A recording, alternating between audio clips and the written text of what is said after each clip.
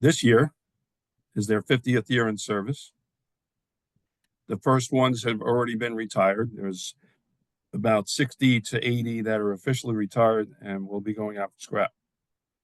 There's at least 12 cars at 38th Street Yard waiting to go out on their own wheels across New York Harbor over to New Jersey to be scrapped. This is in Pitkin Yard, and this is R46, number 6082. That's not its original number. It was renumbered. They were renumbered to 5482 to 6258, but they used to be numbered 500 to 1278. And they were being replaced by these R211s. Most of the first order have been delivered, the 435 cars in the first order. 75 for Staten Island, numbered 1 through 174, and 4040 to 4499 are almost completely delivered. As a matter of fact, 3400, they're after 4499, they'll be numbered 3400 and up. So a lot of people are unaware of that. So if you see 3400 start showing up, that's what they're supposed to be. And eventually the 3400 to 4039 will be delivered, because currently 4040 to 4499 are being delivered. But this isn't Pitkin Yard. This is 4405 to 09, brand new. This is about 2 months ago. And before any 10-car train goes out to service, something happens what's called a burn and run. What they'll do is they'll go up and down the A line. They'll open the doors on the opposite side of the platform to mock service. They'll see if the signs are working, if the doors are working, and all the various components are working. Once it passes the burn and run, then the cars go into service.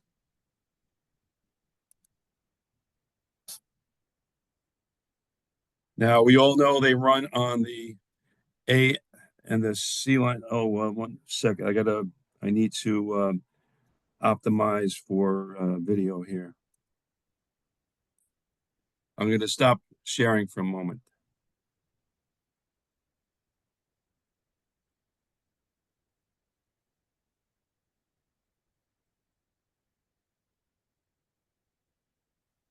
Okay, everybody see the screen now again? Yes. Yes. Okay, it's now optimized for videos. This is Grant Avenue. This is the shuttle train that runs overnight from Euclid to Lefferts. The first couple of shuttles are actually full length, and then they go to Opto service 5-car trains overnight. But this is Grant Avenue, and this is a train leaving Grant Avenue going to Euclid Avenue. Oops, I'm sorry.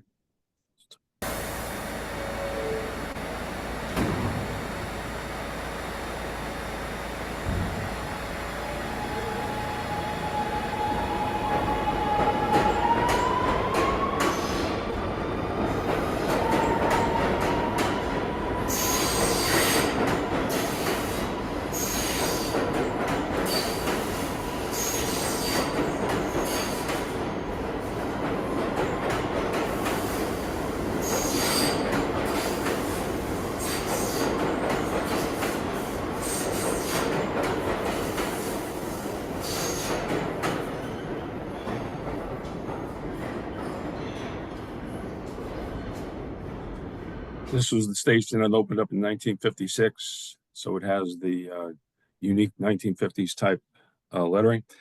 If you haven't done so already, you should put your volume up to the maximum, because some of these videos you're going to see require maximum volume to get the proper effect. All right, other new happenings, we're getting hybrid locomotives.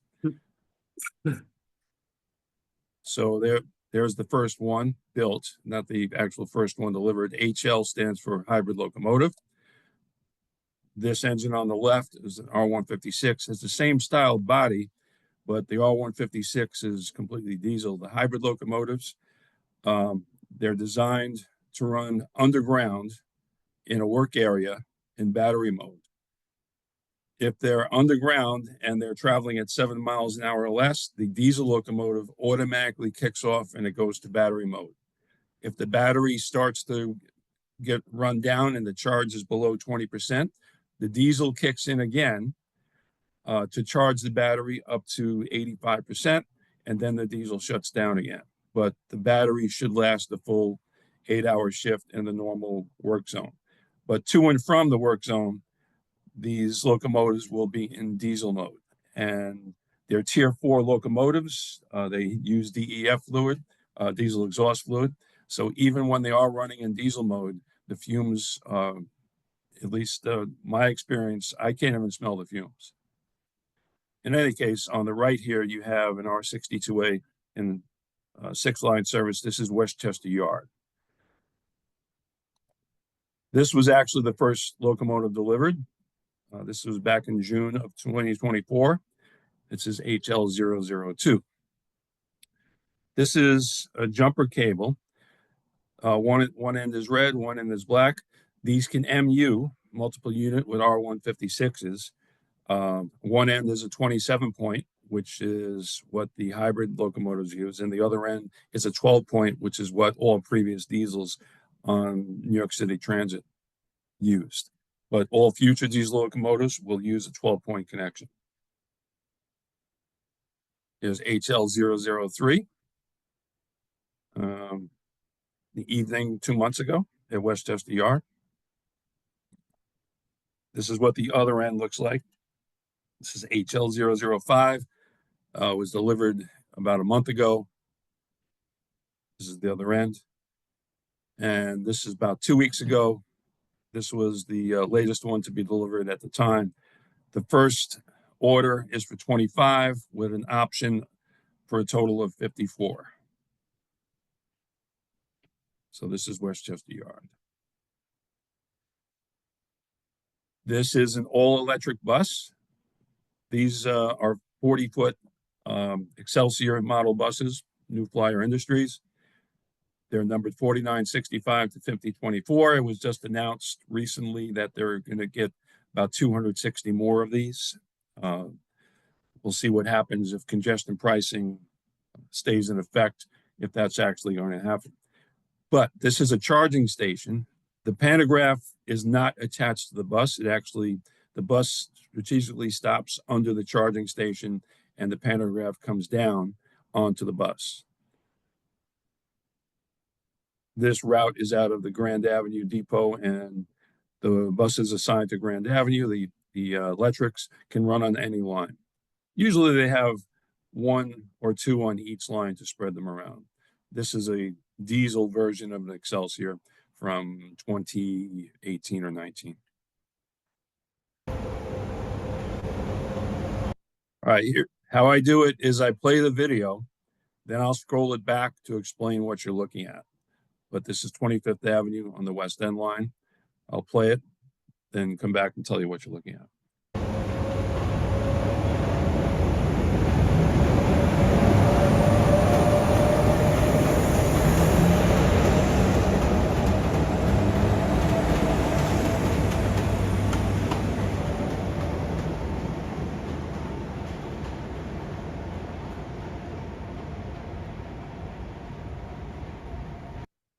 Okay, when there's a forecast of heavy snow, these snow thrower trains are assembled. There's 8 of these R190s, and there's 2. They're numbered 300 to 308, actually 301 to 308, and there's 2 more in the 200 series, 201 and 202. These are not powered for propulsion. They're only powered to operate the snow throwing equipment. This is called an auger. And there's one facing out at each end. And in between, there's something called a power pack. It's 2 old diesels in this case and a spacer rider car. Now, these old diesels are very heavy and the wheelbase is only 20 feet from truck center to truck center. And on elevated structures, you can't have 2 of these old diesels together, so you need a spacer car. And this is an R47 locomotive from 1975. Both diesels. And this is an ex-Redbird that's former R33, number 9038. These were when the 142s and 142As came in. These particular Redbirds, especially in the 8,900 and 9,000 range, became rider cars because they were in the best condition body-wise. Okay, NJ Transit has a number of historic heritage locomotives. That's the next Conrail unit. Ex-Conrail number 3182, actually Penn Central, was built in October 1968 for Penn Central. It was rebuilt as a Jeep 40P 4-2B. There are 20 of these running around the system. Metro North also has heritage units, a number of these. This is the Penn Central unit. There's a Conrail unit. There's a New York Central unit. There's a number of New Haven units that were built in that paint scheme when they were delivered. And another one is coming out of the shop, number 222, which will be in the old New Haven paint scheme. It just appeared on social media today. It should be running probably in the next 2 weeks on various diesel hold lines on Metro North. Now, the holiday train traditionally runs in December on Sundays for a number of weekends. This year it was running from 2nd Avenue and 96th Street down to 2nd Avenue in Houston via the 6th Avenue line. These are the R1 to 9s. It's an R4 on the head out, 8-car train. This is at 86th Street. It's following an F train, actually a Q train. So it's leaving the station slowly. The next video of this will be at 34th Street, climbing the hill out at full throttle. But let's take a look at this video first.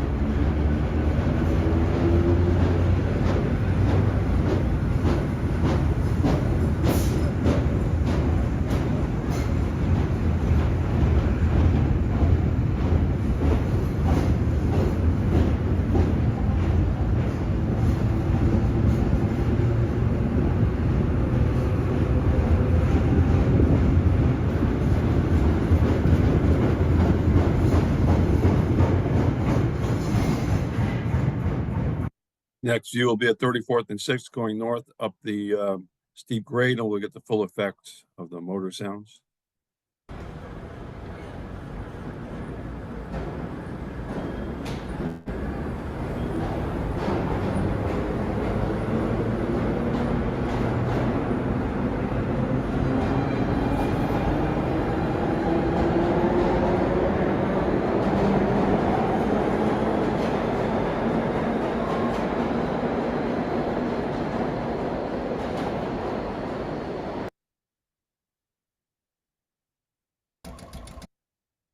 Okay, this is a video of the rehabilitated path car.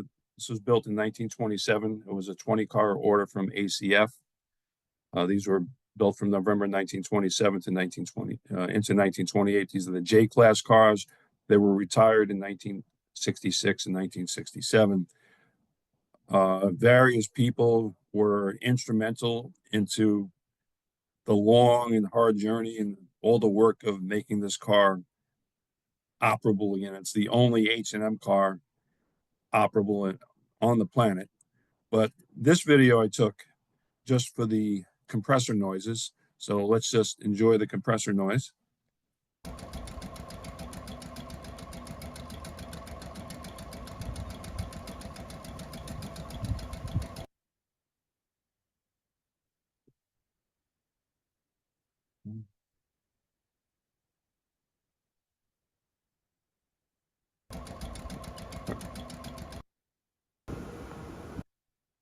And it actually moves, and it really moves. This is all up in Brantford, the Shoreline Transit Museum in East Haven, Connecticut.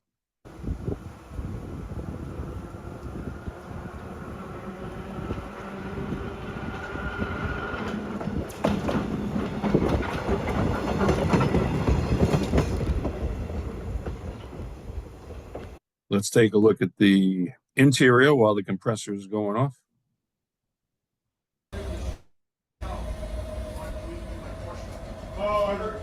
Various ERA members.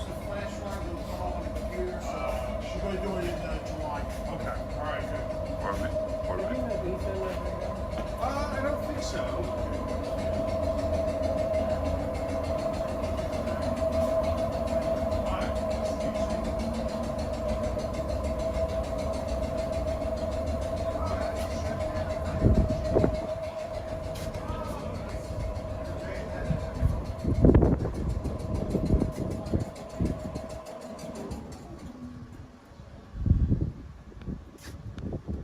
If you haven't been to Brantford in a while, it's worth the trip just to see this car and to hear this car and ride this car.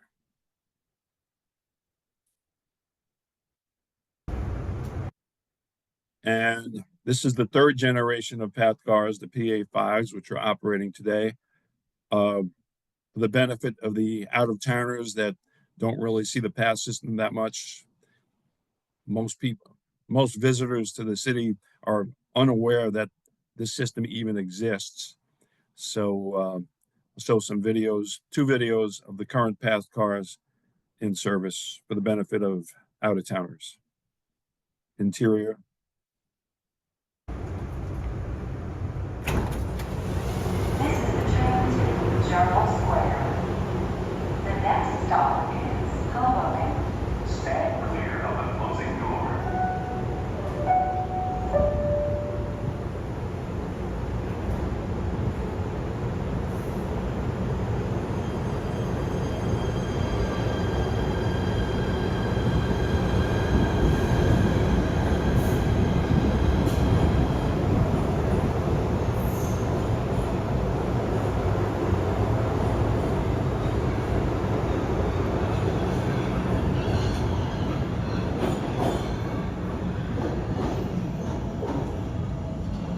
As you can see, everything is pretty much well kept. Now we'll see an eastbound train coming into Christopher, the 33rd Street bound train.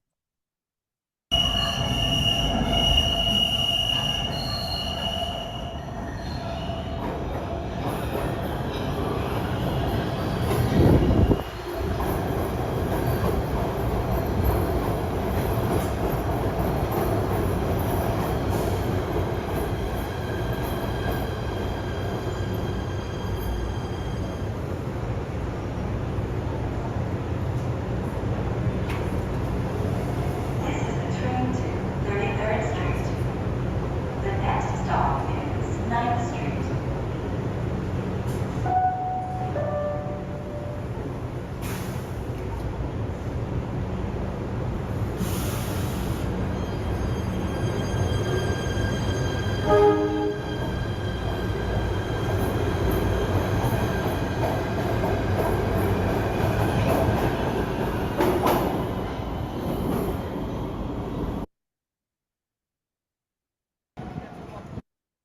Okay, this is back up at Brantford, Shoreline Trolley Museum. This is for the benefit of people of a certain age who remember the 1950 era, 1955, 56 era SMEs with their compressor noises and motor sounds and whatnot. Excuse the wind, it was a windy day, but as the train gets closer, you hear the compressor noises and enjoy.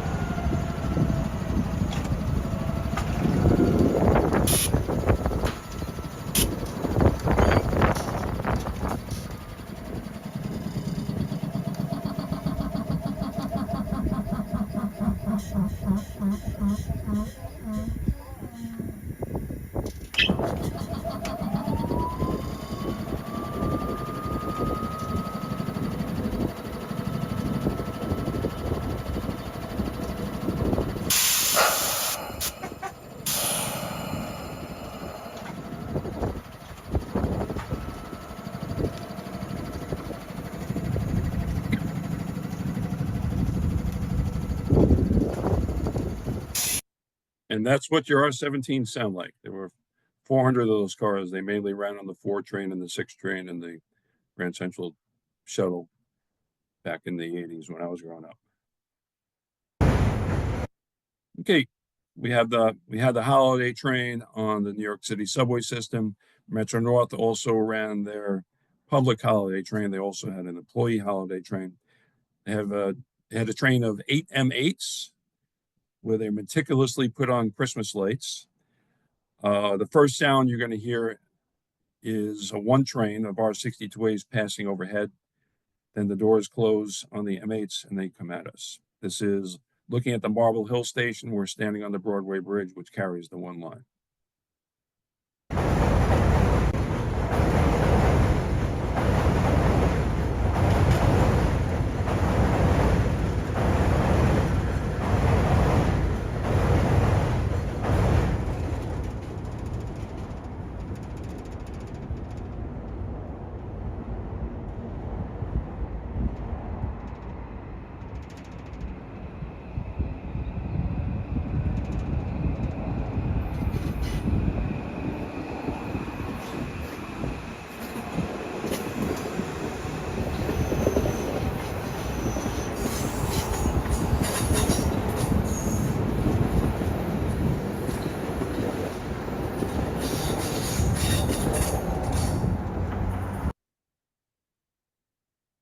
Next, we'll move it to some current events. If you haven't been to New York City in a while, this is not Manhattan. This is the skyline of Long Island City in Queens. Long Island City is the central area is larger than some cities in this world. But this is a Hudson Yards bound 7 train leaving the 33rd Street station. This is an 11-car train of R188s.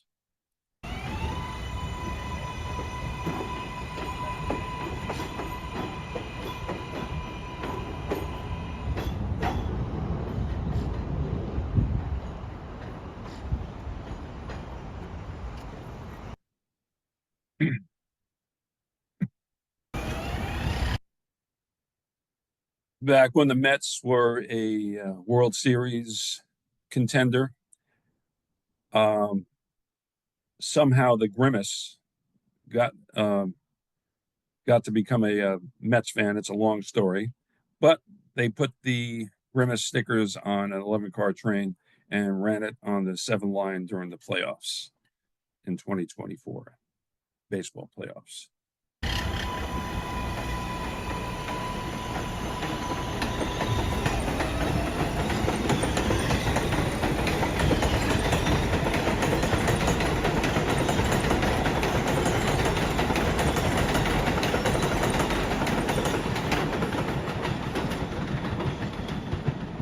Also leaving 33rd Street.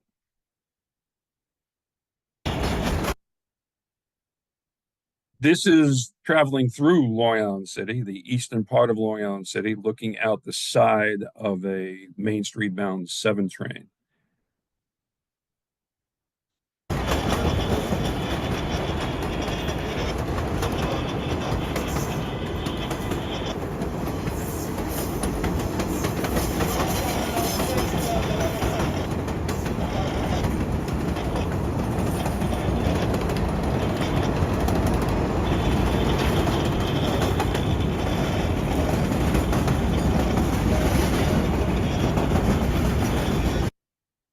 And these trains here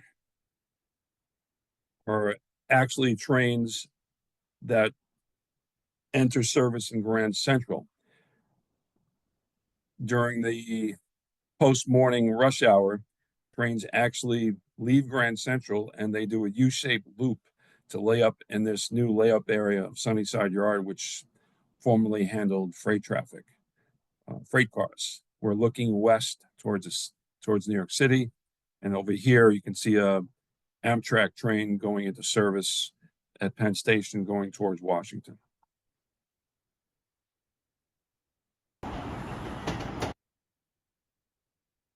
Now, what we're seeing, this is north of the Eastern 88th Street station where the 2 and the 5 lines merge. This is one of the few places on the system where you can actually see more than 3 trains in motion at the same time. This train here is a southbound 2 train. During the morning rush hour, when the 5 expresses are running, the number 2 trains, after leaving Bronx Park East, take something called the scenic route. They actually go on a track called B lead, which is normally used for yard moves. Normally, the 2 trains operate on this track here, which is track 2. This is a 5 train coming from Dyer. It's on something called a hill. Dyer Avenue goes off in this direction. If you can see my cursor, and the 2 train goes in that direction. 5 line stays on the surface to Dyer, passing over some thoroughfares on bridges. Now, on the left here, this is a train on track 22, which is about to head north out of Unionport Yard to Dyer Avenue. Then what's going to happen is a 5 train is going to be on the other side of this fence, and that train that comes in over here is going to be Dyer Avenue bound. But at some point in this video, you'll see 4 trains moving at once.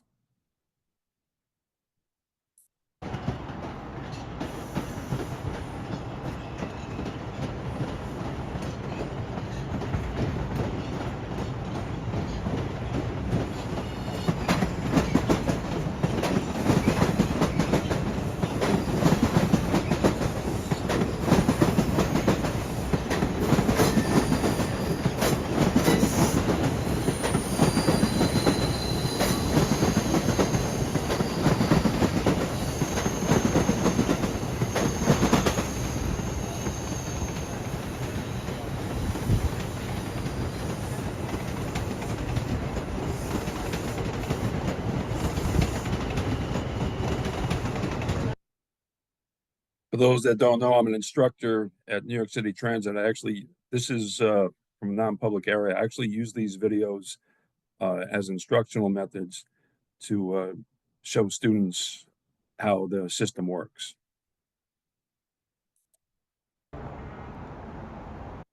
This is a southbound 1 train entering 225th Street, early December 2024. These are R62As.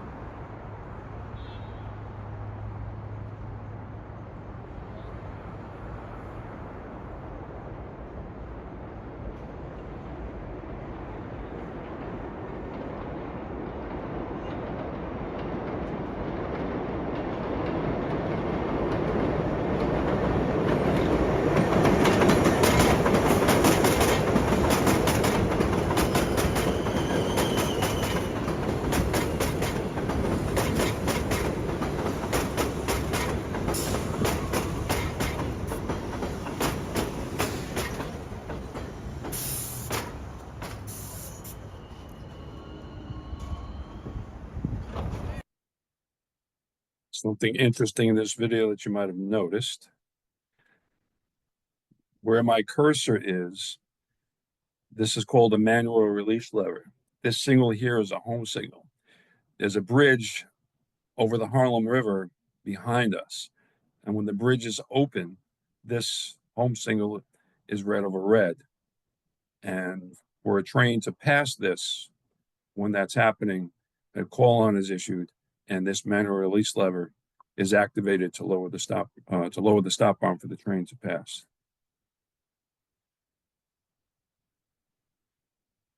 Okay, we're going to see some throughout the show. We'll see some trains from the distant past. This was actually taken in 1989 when the R68s were still single car units. This is car 2905 at Stillwell at a time when they were running 6-car trains on the Sea Beach. This is before the station was rebuilt. This car is actually in the middle of a 4-car unit now, so you'll never get this car on the head end again.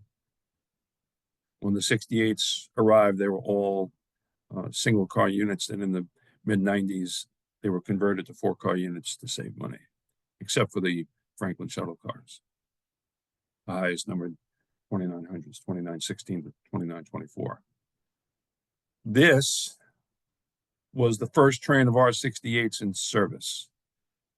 Let's see, get rid of this. I'm sorry. Trying to get rid of this box on top here. Okay. This is the first train of R68s. This is April 13th, 1986. It's a brand new R68 on the first trip. That's car 2506. It left Stillwell Terminal when the D was still on the Brighton line at 1:04 a.m. And this is after it arrived at 205th Street. These cars are almost 40 years old now, but this is what they looked like when they were new. And concerning the 68s, if you didn't know it, about the first 220 cars, the roll sign box is mounted lower. Now, if you can see, there's some bolts over here. See the first and second bolt? But let's go back to car 2905. And you'll see that the roll sign box is mounted higher. So up to about car 2820, roll sign boxes are mounted like so. R42s, at about the time that the 68s were being delivered, this shot was taken January 20th, 1986. This is northbound at Tremont Avenue. We used to call these the Cyclops trains with one headlights. It's legal to go down the road with one headlight, but you got to report it as a defect. We'll see more of this vintage subway car further in the show. And more of this, the bad old days of graffiti. This is northbound at Wall Street. This is the rear of a train, January 19th, 1986. These were cars that ran on the 4 line at a Woodlawn for years and years. Then when the 62s came in, these cars were shifted over to the 3 line to replace the R14s. We're also going to see some Erie Lackawanna MUs. This was the title slide on the show if you saw the website. This is westbound at Gillette, July 25th, 1984. I started taking pictures when I was 17 years old in February of 1984.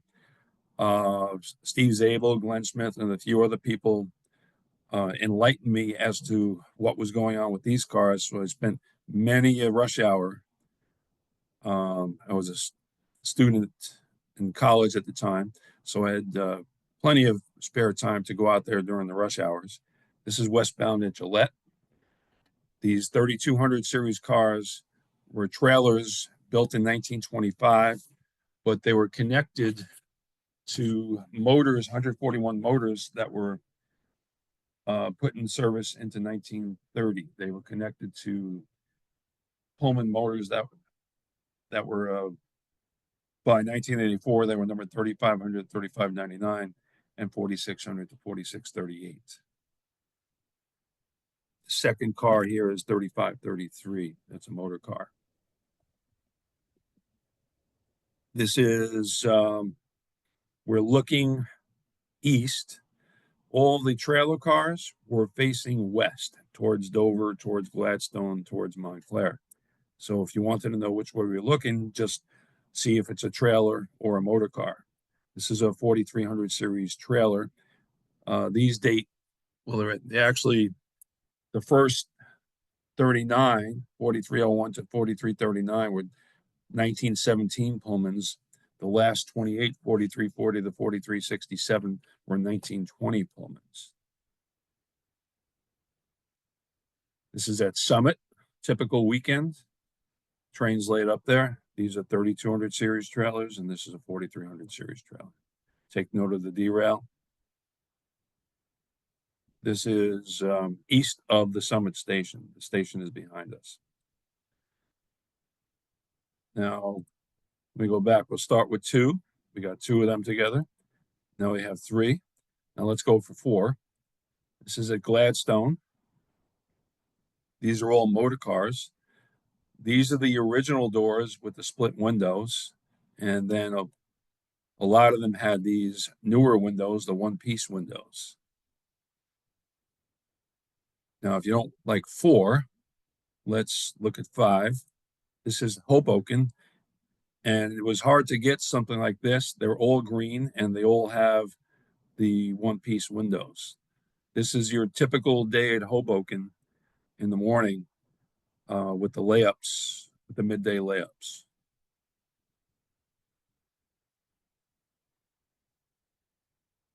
Now, this is also in the midday. This is March 11th, 84. These are the arrows when they were brand new, but not actually. These were delivered in 1977, most of them. And many of them were out of service, just laid up all over the system, like these were. These pretty much never operated in service until August of 84. They were laid up in various places. In Raritan, in non-electric territory, there were at least 2 trains laid up there. I didn't have time to dig out those pictures. Then in August 84, all these cars went into service. But but they were also running at the time on the Northeast Corridor. So many of them were in service in the Northeast Corridor, and NJ Transit had a surplus of cars because they were waiting for the re-electrification of the Morrison Essex line to go from 3,000 volt DC to AC.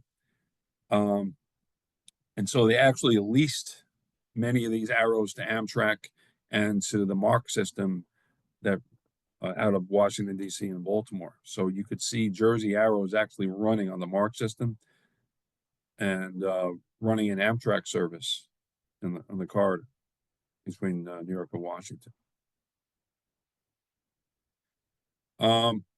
This is actually in the Montclair line. This is at entering Bloomfield. This is the Bloomfield station on the line to Montclair. The Montclair line is very interesting. It goes through some pseudo-suburban areas that are quite urban looking because of the apartment buildings.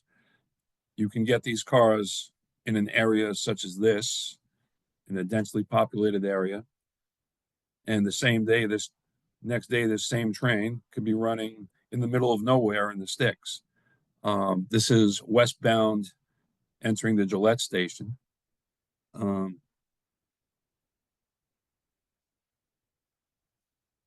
We'll also, later on in the show, if you hang out to the very end, we'll see some MBTA photographs. This is at Dudley. That's a northbound Orange Line train, although everything you see here is gone. The elevated structure, the Orange Line cars, and that bus, that's a 1985 RTS. And the 1980 Orange Line cars are all gone. April 30th, 1987, the transition to what is today's Orange Line took place. Runs in the open cut down to Forest Hills, but it used to be an L structure. Eric, I'm going to stop. Yeah. No, so one of the people asked here, you see on your lower right-hand corner, you have a double arrow. Do you have your picture full screen? That's my question. I don't see a double arrow. You do not see a double arrow. On the lower right-hand corner, go all the way to the lower right-hand corner. Right there. Is there a double arrow or not? Oh, they want to see it full screen? Right. Is that better? Give me a minute. Yeah, it's better. Yes. Okay. Yes, perfect. Thank you. Yep, go ahead. Thank you. Just play for me.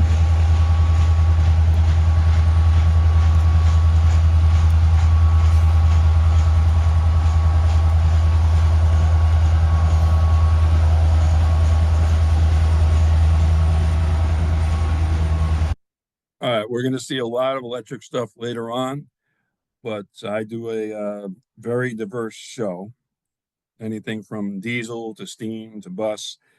Now we're going to take an extended look at the Canadian Pacific. Just give me 1 second. This is at a place called Monte Creek, where this location is to the east of Kamloops. That's a westbound train heading towards the Vancouver area. That's an SD70 ACU rebuilt from an SD90 Mac. 7010 to 7014 have the Canadian Pacific script lettering.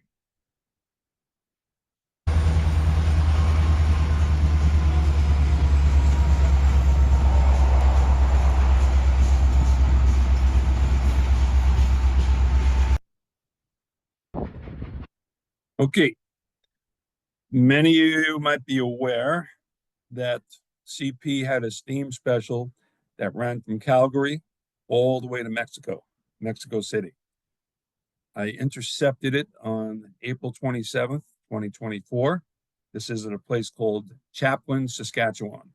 Today, this train was going from heading out to Moose Jaw, Saskatchewan, where it stayed overnight. It stayed there Sunday, April 28th, and then I picked it up again on April 29th as it went to Minot, South Dakota. Some of these videos, you'll hear the wind in the background, but excuse that, but there are other sounds you want to hear. There's two 1950s era F-type locomotives, and just listening to that is worth the excusing the wind. All right, let's take a look.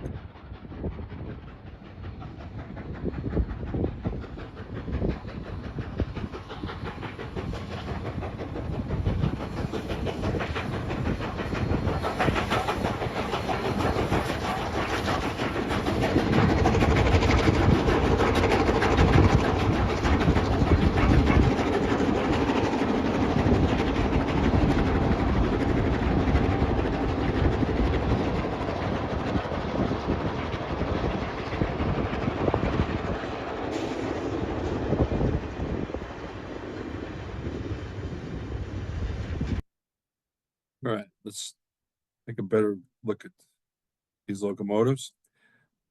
This locomotive here, 4107, that's actually started life as CN 6526. It was built in March 1957. It's an FP9 AU. They're both FP9 AUs at this point. This is originally a CP locomotive with the same number, built in July 1958. Steam locomotive. Many of you probably already know what this is. This was built by Montreal Locomotive Works in 1930. It's called the Empress. And this train traveled all the way to Mexico City and back to Calgary.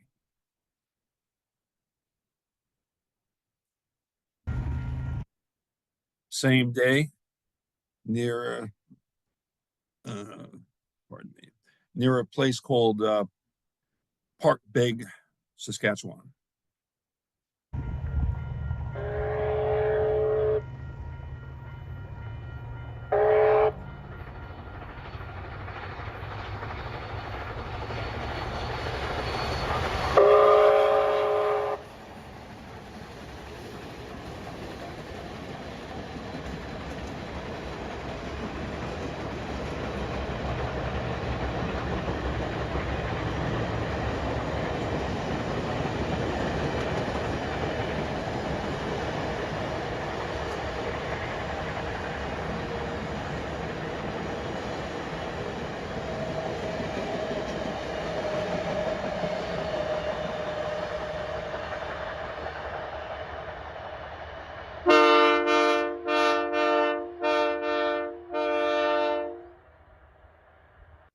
There's actually a horn attached to the rear car for when they were reversing on Ys and whatnot.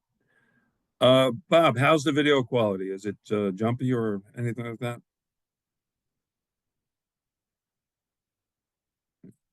Bob, right there. Hold on, I have. It looks okay. Okay. It looks okay. All right. Also, Eric, one thing I'm gonna ask you. After stops moving the mouse around. Okay, never mind. Yeah, everything is fine. I'll let you know if it's not the case. So go all right, ahead. good. Okay. In the same area, Park Beg, the steam train ran around this Herzog work train. Now, there's a reason why I'm showing this one specifically. It's mainly for the second locomotive. Well, on the front, that's a former Sioux Line engine. This is an SD30C-Echo. It's basically a green local line locomotive. They have these all over the country, running on locals. The second locomotive is one of the SD70 Max that was running on CP after the merger. It's a KCS locomotive, and those locomotives are the same type of locomotives that were rebuilt into Chicago passenger locomotives, which we'll see later on. But let's watch this train leave. And these SD30Cs have a different type sounding horn.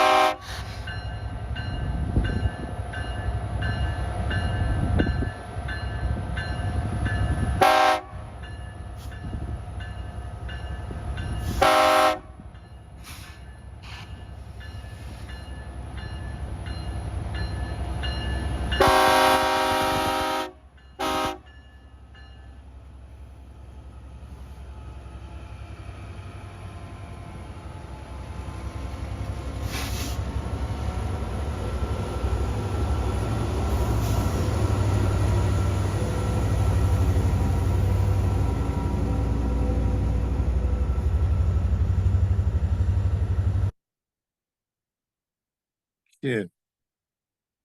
At the time, there were only 15 of these left out of about 100. So these aren't long for this world. Post-merger, pretty much any CP mainline train west of Winnipeg and any CP train that runs into the United States has at least one KCS locomotive, usually not leading, except for the newest KCS locomotives, which we'll see later on. But these exact type of engines are the ones that they're rebuilding for Chicago commuter service, and we'll see those later on. Okay, this is the Monday, April 29th. The train was going from Moose Jaw to Minot, North Dakota, down the old Sioux Line branch. The CP mainline splits at a place called Pasqua, with the main line to Winnipeg and the main line down to Minneapolis splitting here. We're basically going towards the United States on a 45-degree angle here. And you have a whole load of chasers following this train, almost causing many near-miss car accidents this day, which I tried to stay away from these maniacs, but couldn't really do that too much without not getting trains. Here we go. We're south of Pasqua, at a place called Drinkwater, Saskatchewan.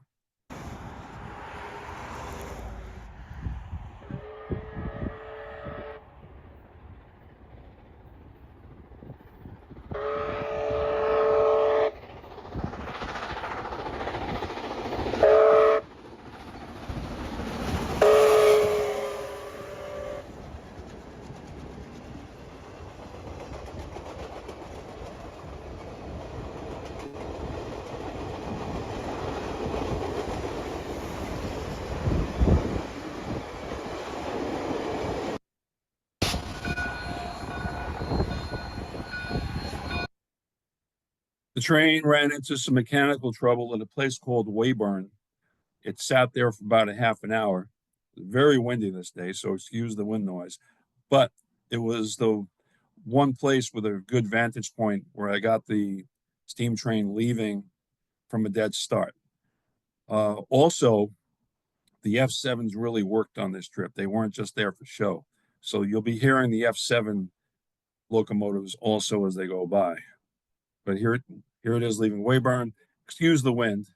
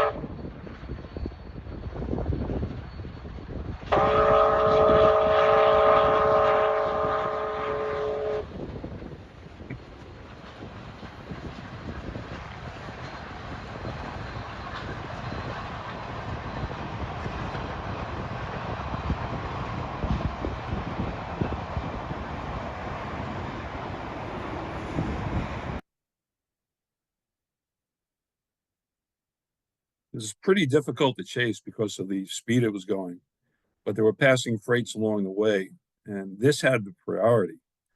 So there were a lot of freights to get also while I was shooting this. This is a place called Donnybrook, North Dakota. This is in the United States now.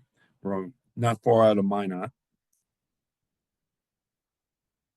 This is April 29th of 2024. This is in Minot the next day, April 30th. The engine was just sitting there. They were working on it. It was going out the next day. Take a closer look at the builder's plate.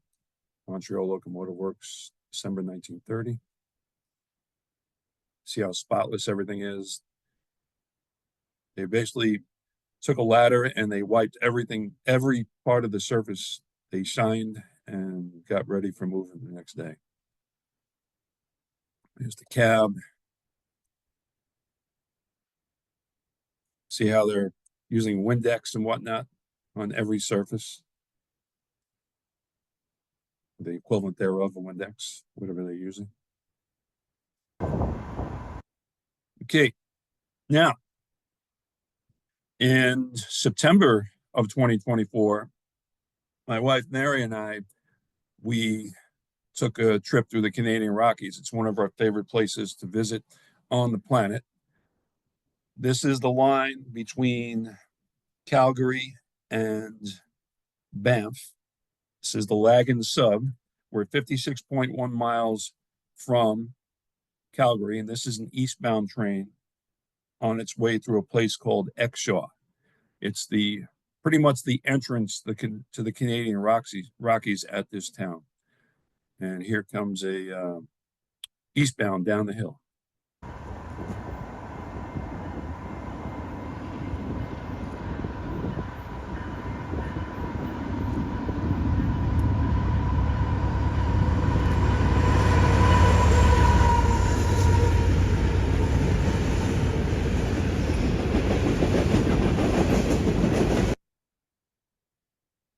Probably noticed two Union Pacific units on the train. CP Rail was testing these SD-70 Aces Tier 4 locomotives to see how they worked in mountain service. They were basically going back and forth from Vancouver to Calgary. And this was actually the last trip back east for these Union Pacific locomotives. Once they got to Calgary, they were sent down back to Union Pacific territory in the United States. So one of the reasons we were chasing the CP was to get the last trips of these UP locomotives, because it's very rare to see UP locomotives on the CP in this part of the country. This is Banff. This is the station in Banff. This platform is used by the Rocky Mountaineer, and there were some rail fans in the area. They did not know the significance of this engine, 5743. It's the oldest SD40-2 left on the CP system. This went into service on October 1975.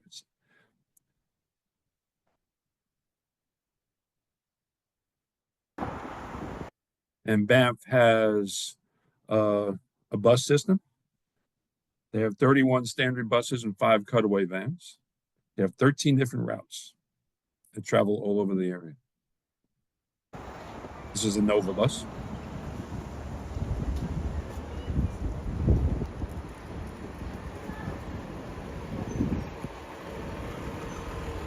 I have plenty of other shots of those, but can't show that much. Running out of time. All right. This may look fake like it's AI, but this is real. This is a place called Castle Mountain. It's located west of Banff, and there's a steep grade from Lake Louise all the way into Banff. And here comes an eastbound.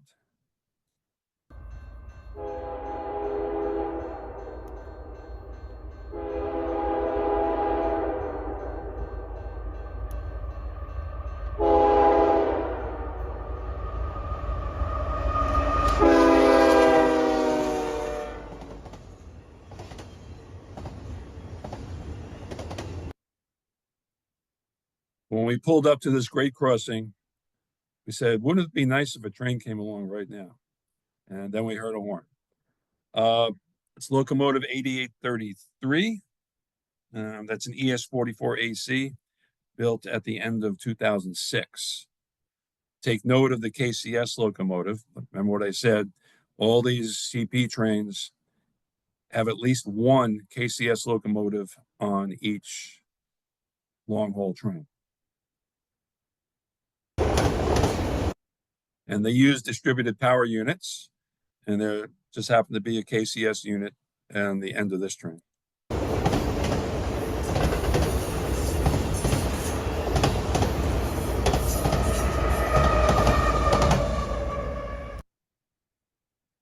These KCS units are pretty beat up. They usually don't lead except for a group of the newest locomotives, which we'll see later on. That's an SD70 Ace built in 2015. I'm sorry. That's a GE, of course.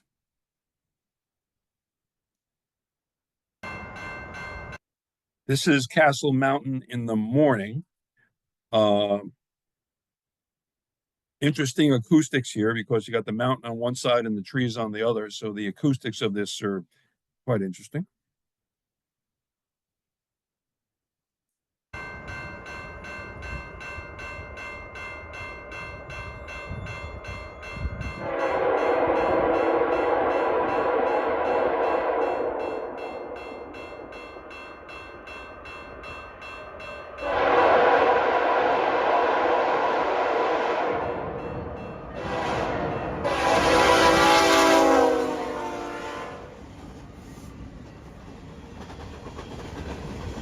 Some of these pictures, some of these videos, you'll hear a camera snapping in the background. That's because my wife took many of these videos while I was taking still photographs. There's a place called Morant's Curve, named after Nicholas Morant, if I remember the first name right. He was the official CP photographer, and this was his favorite place to photograph trains, and it's now a tourist site.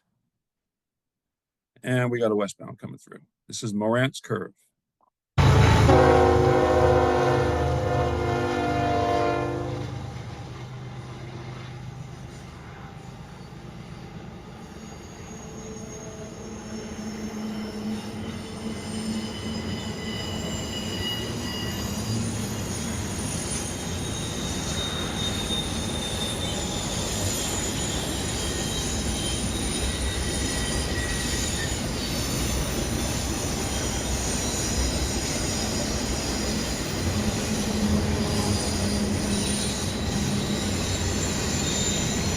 We've been coming out here every 4 to 5 years for the last 25 years.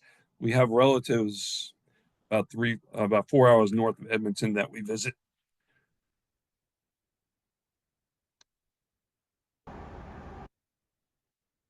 This is the junction at Lake Louise. There's at Lake Louise, the westbounds take a different grade.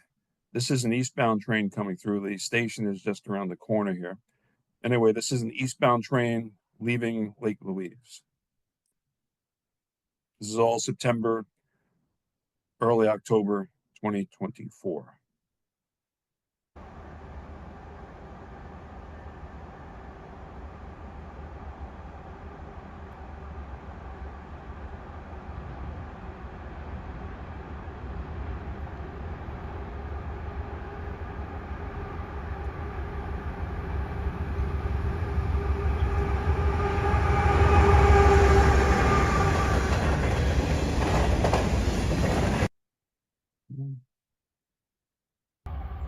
This is at the actual Lake Louise station platform. The Rocky Mountaineer is the passenger train that stops here, since the Via Canadian takes the CN through Jasper, well north of here.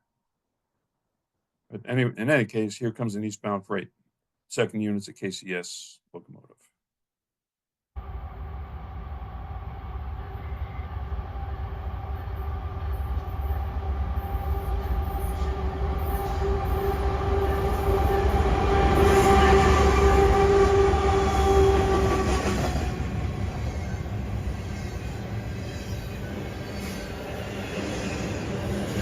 And speaking of the Rocky Mountaineer, came through when the light was starting to wane. I'm sorry, another freight. This is that train with the UP units again. Yep.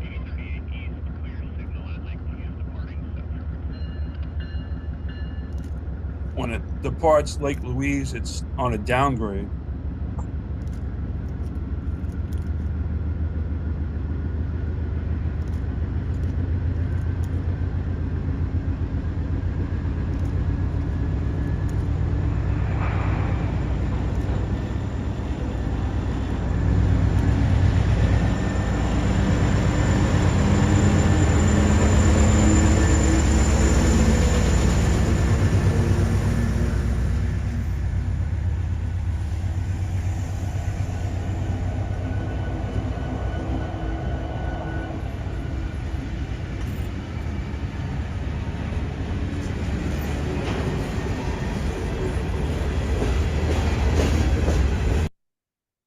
Okay.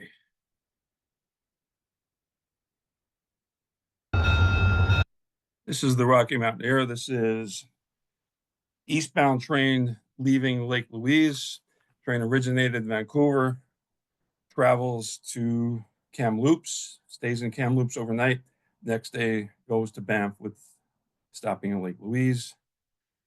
The front locomotive, 8014, is XCN Jeep 40-2W, built in March of 76. The second locomotive is also XCN, built in September 75.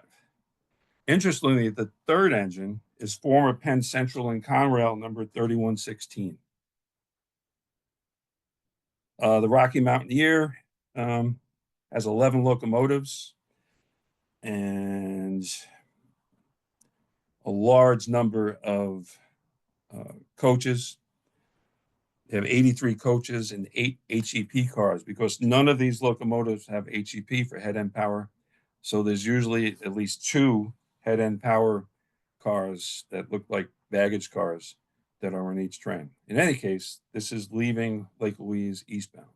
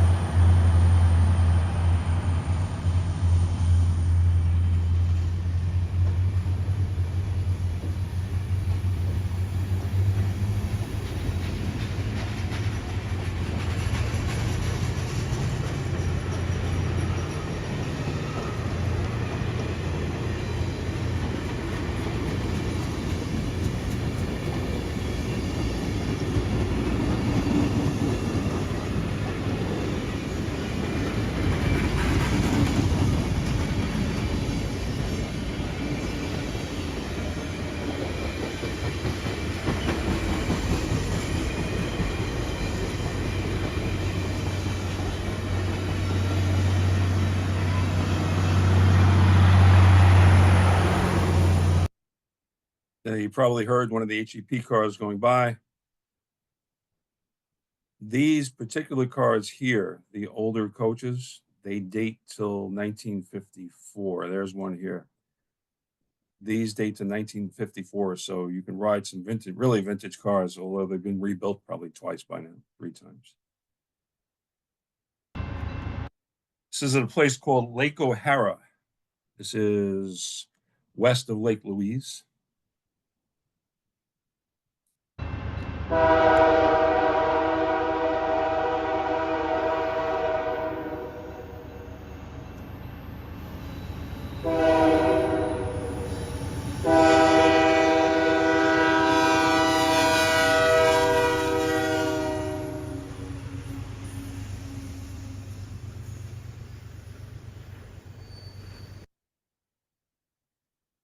What was interesting on this train is a CSX unit showed up. You don't see too many of these out there. It's an ES44AC built in 2011, one of 300 built for CSX from 2007 to 2011. This was the last engine of that order.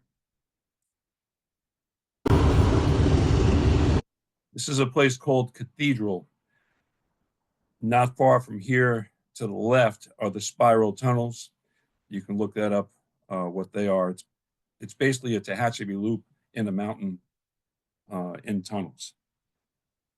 This is Cathedral, the eastbound train coming through.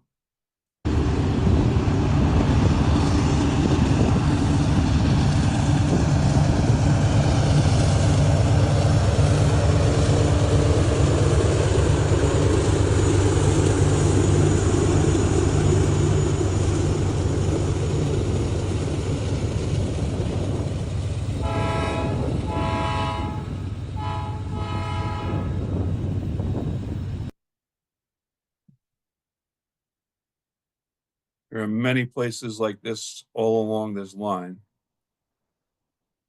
We're nearing the end of the Lagan sub.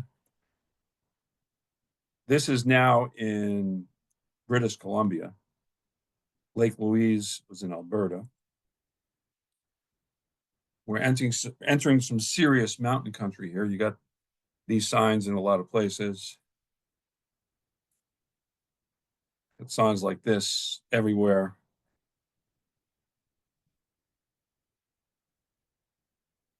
This is Field, British Columbia.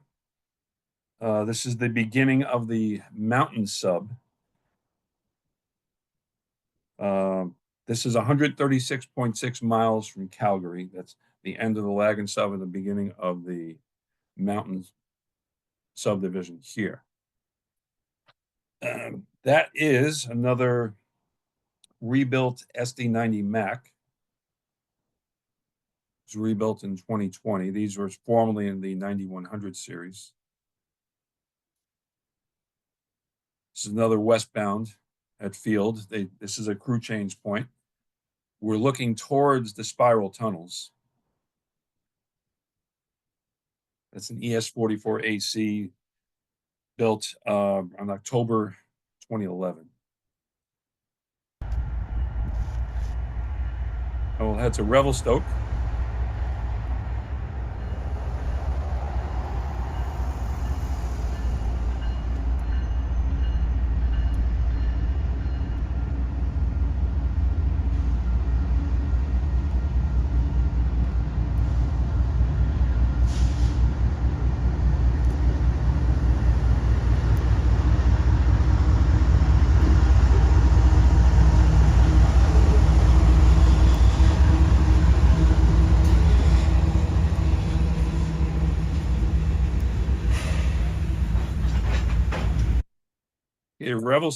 Revelstoke is the end of the mountain subdivision and beginning of the Shuswap subdivision.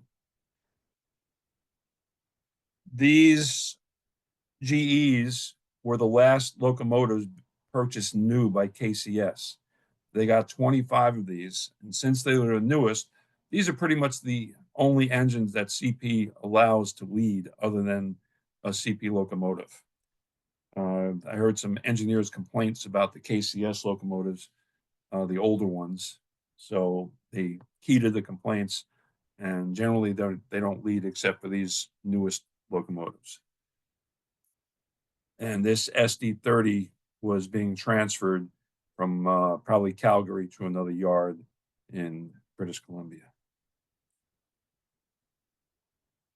Now, just in front of this train was the westbound Rocky Mountaineer, heading towards Kamloops.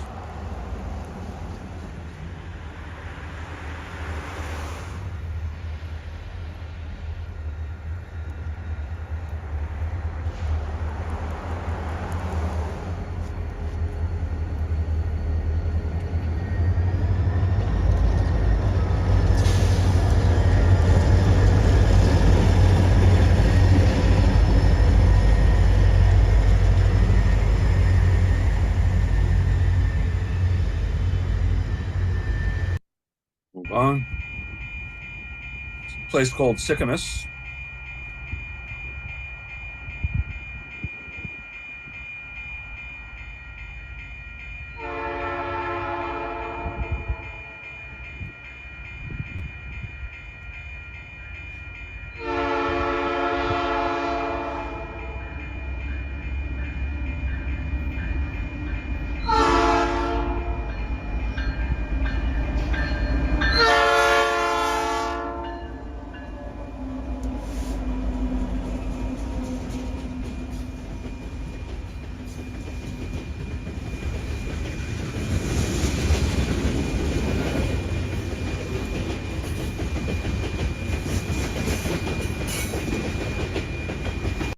Westbound coal train for export via Vancouver. Now, the reason I threw this one in, if you're a hardcore rail fan, you know that these engines are hard to get. There's only 11 of them.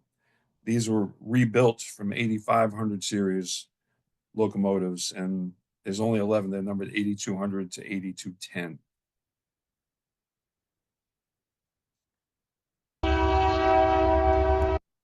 This is a place called Chase, British Columbia.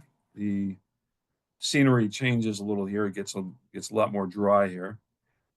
This is an eastbound Rocky Mountaineer heading towards Banff.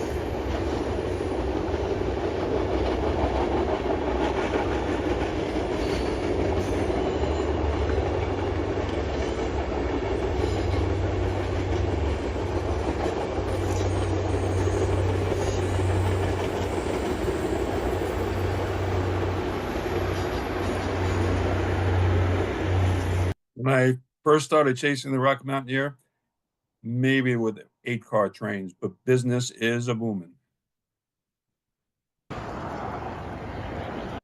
Take a quick look at the CN north of Kamloops. This is a southbound CN train south of a place called Barriere. This is on the CN main line that operates between Jasper and Kamloops.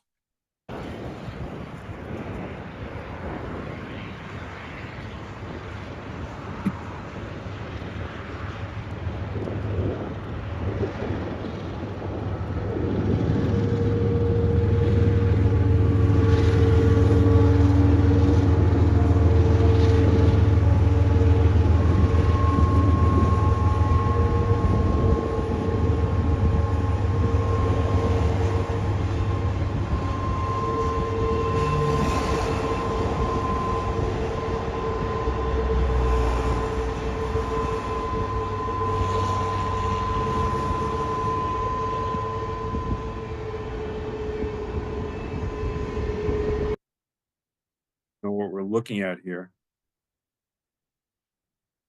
Odd looking locomotive here.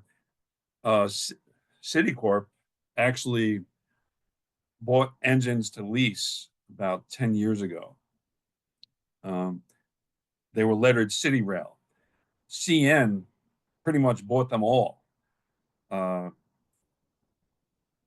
their own use and just renumbered them. They have well over 100 of these.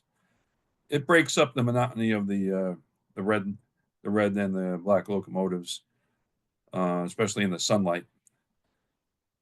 But these are CN locomotives, and I haven't seen them paint one yet into the CN paint scheme. They're pretty much leaving them in this gray, blue, and yellow paint scheme. Okay, this is Kamloops. The Via Canadian uses the CN, like I said, and here it is entering Kamloops. Oops, sorry. Go back.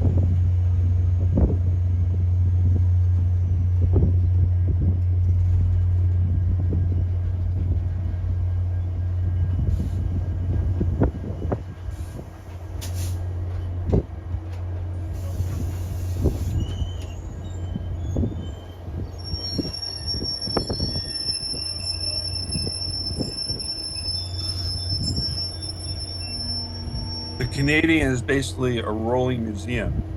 This car here, Skyline 8503, was built the end of 54 towards the beginning of 1955, XCP 503. This one here, 8117, was an XCP car built by Bud in 1955. But this next one is very interesting. It's 8141. That's an ex-New York Central car, formerly numbered 2926. So if you rode the New York Central back in the late 50s, early 60s, you might have ridden this car. And this is the oldest car on the train, as far as I know. This was built in 1946 and still running every day, long distance routes. This cab baggage car, 8604, is former CP 3004, built by Bud in 1963. And of course, you have the F40s. These are some of the newest F40s built. These were built in 1989. They've been rebuilt a number of times, and at least once. These are F40 PH-3s and are normally assigned to the Canadian that runs from Toronto to Vancouver.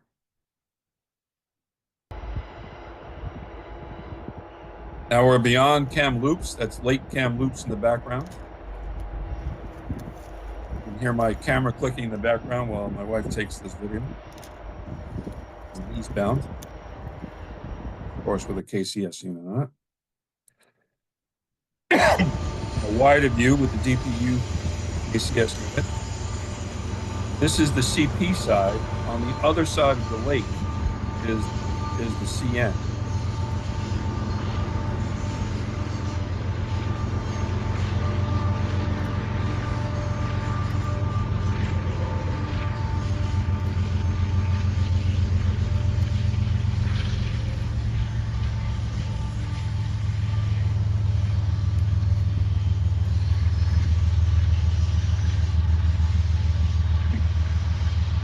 There's a connecting track at Kamloops between the CN and CP. If the CP gets backed up or vice versa, you can see a CP train running on the other side, which we'll see later. And once we get into the Fraser River Canyon, then the lines basically merge.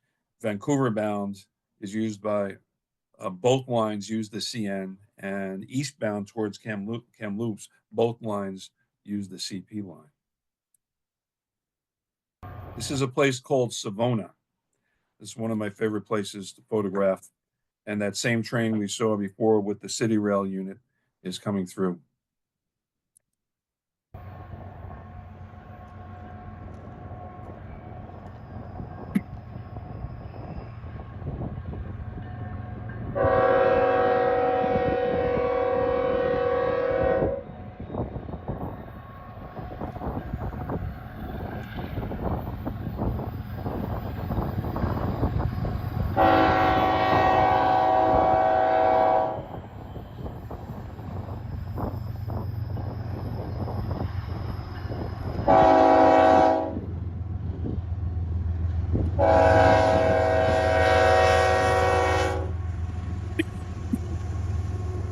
If you're into mainline railroading, get up here.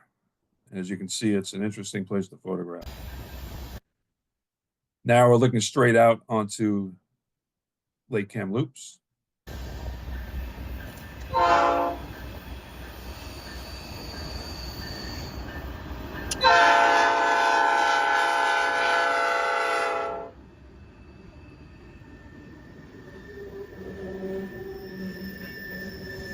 Once again, most of these videos were taken by my wife while I was taking still photographs.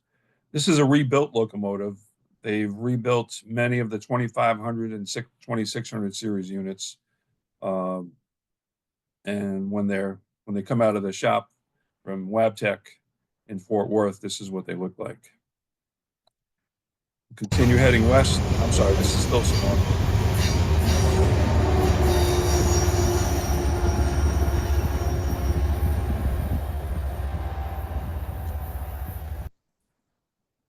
There was a CP train coming through Savona.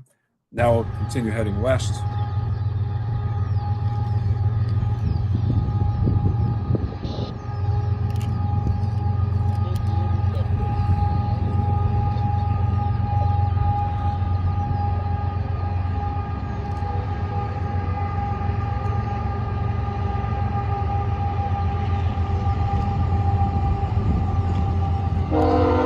Think you're in Arizona or in Mexico, you don't think you're in British Columbia here.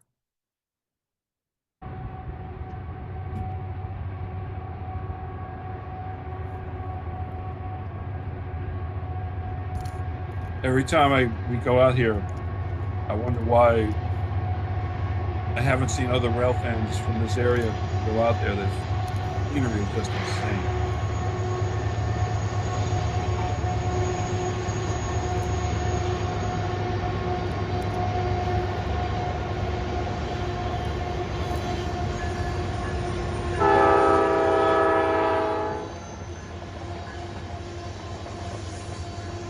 This location is called Wallachin, Walachin.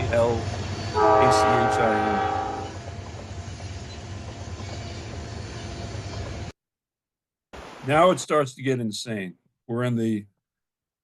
There's a canyon, basically a place called Ashcroft, all the way down to the Trans-Canada, well, all the way down to a place called Mission. And now this is just complete insanity, because you can see where the truck is on the right. That's the Trans-Canada Highway. And it parallels this through the canyon for 80, 90 miles. It's just insane. This is a southbound CP grain train.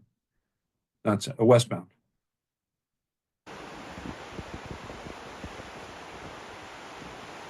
Oops, sorry.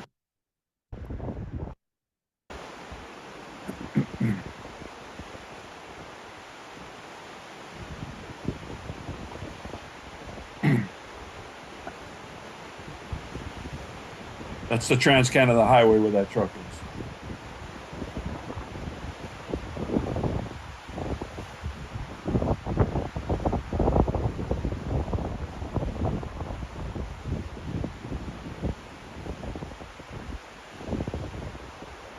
This is a unit grain train going to Vancouver to export this grain. The DP unit is going to appear right now.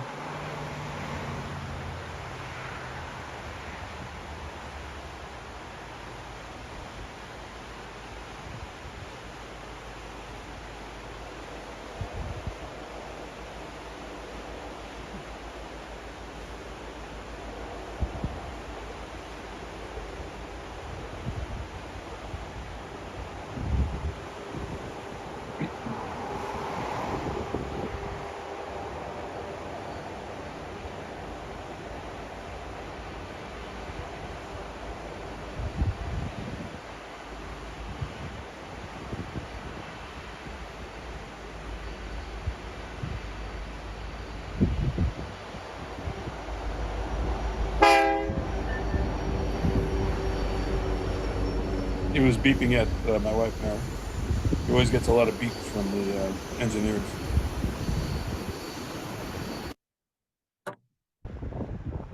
It's a little windy here, but this is a little further south in the canyon.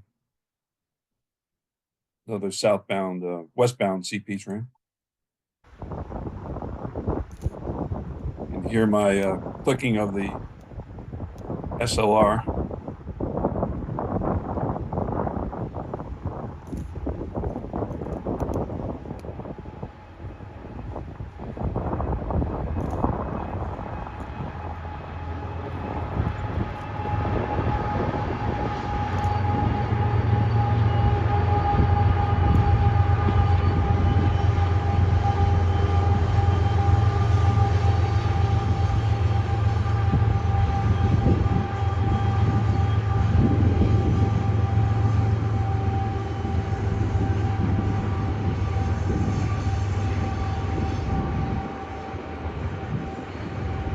Now we're at a place called Boston Bar. It's a crew change point for both CN and CP crews going west here.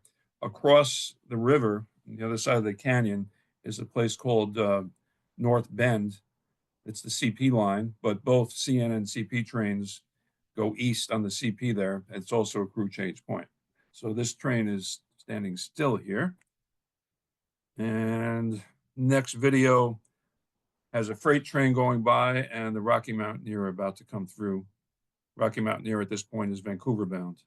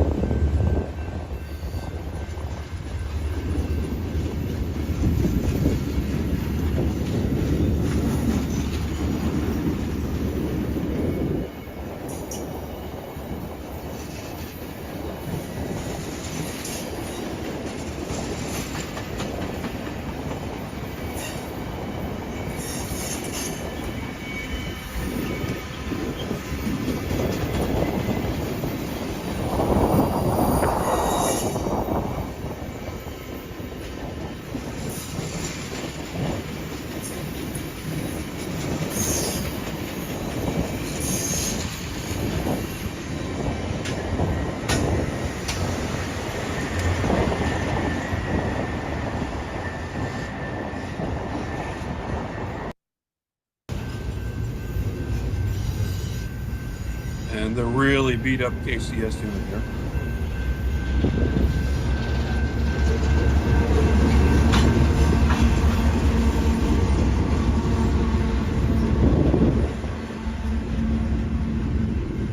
Slowly but surely, all of these units and CP units are going to be repainted into the CPKC paint scheme, the merger paint scheme. And now we're something completely different, back to electric. This is downtown Vancouver. We're at Cordova and Richards. And here's one of their 40-foot trolley buses. They have 188 of these. New flyer, of course, built from 2005 to 2007. That's the main train station in the background, this red building here.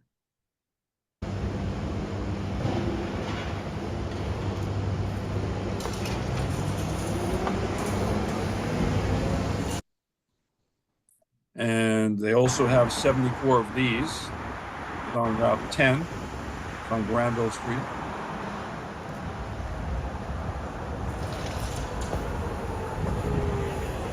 The articulated units were delivered from 2006 to 2009. Like I said, they have 74 of these. They also have a large bus system. The B stands for where it's based out of. The B is for Burnaby, where Michael J. Fox is from. And this is at the Lonsdale bus depot where it connects with the ferry to Vancouver. This is on the north side of Vancouver. All these buses come here for people that want to ride the ferry across, the high-speed ferry across to the main part of Vancouver. A lot of Novas.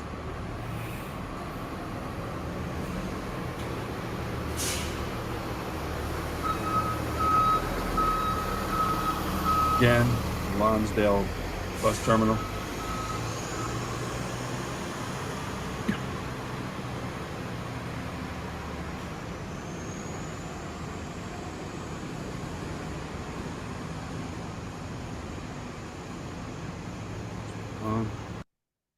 Also have a commuter system. Second, the West Coast Express. You have 7 locomotives and 44 cars. This is just outside the downtown station. It heads out to a place called Mission, basically due east of Vancouver. Close-up look at one of the locomotives. Your usual Bombardier double-decker coaches like Tri-Rail has and Go Transit has. That's the other end. Maximum length train of 7 cars. Here's one of the container ports in the Vancouver area. The main one is at Roberts Bank, which if you look that up, it's a bizarre setup. Just look up Roberts Bank container port. Very interesting. Didn't have time to go take pictures on this trip there. And this thing comes through. If you know what you're looking at, this is the last locomotive in the D&H paint scheme. And there it is. How it made it out to Vancouver is bizarre. It's as far from the D&H on the CP system as you can possibly get outside of maybe Mexico City. But when this thing came by, I was just like, whoa. All right, back in the US.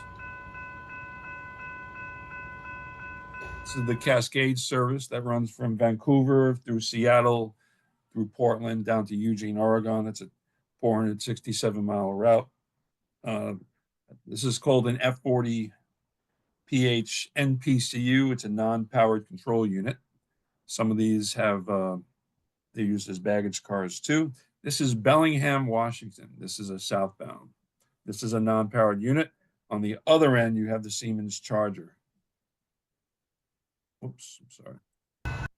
That's that train go by.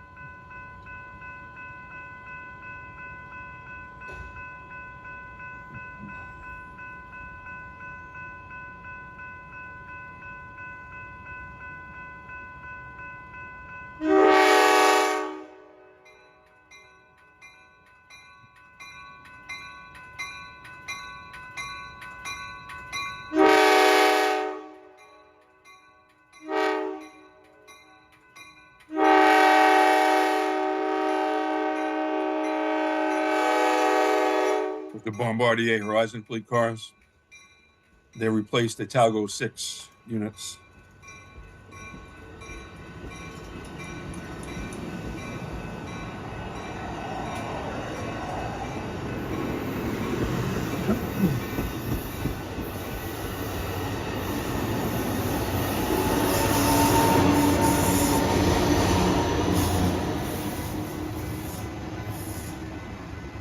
Those Siemens Chargers are similar to the ones Metro North are getting. Of course, the Metro North ones are dual mode. Bellingham, the next day, this really interesting freight came through. For the hardcore freight people will know exactly what this is, what's going on here.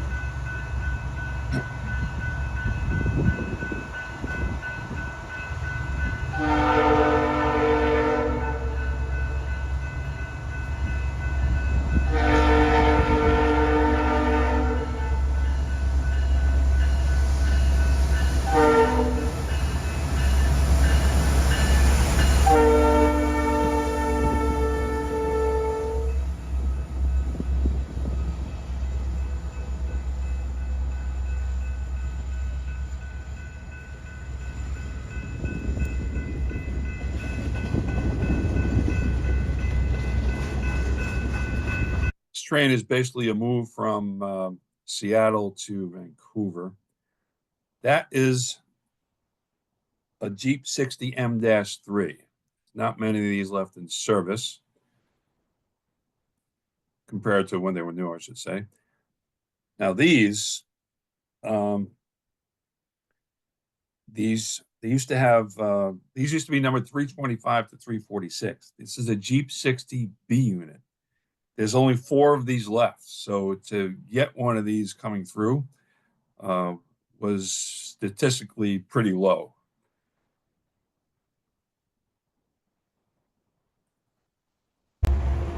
We're getting closer to Seattle.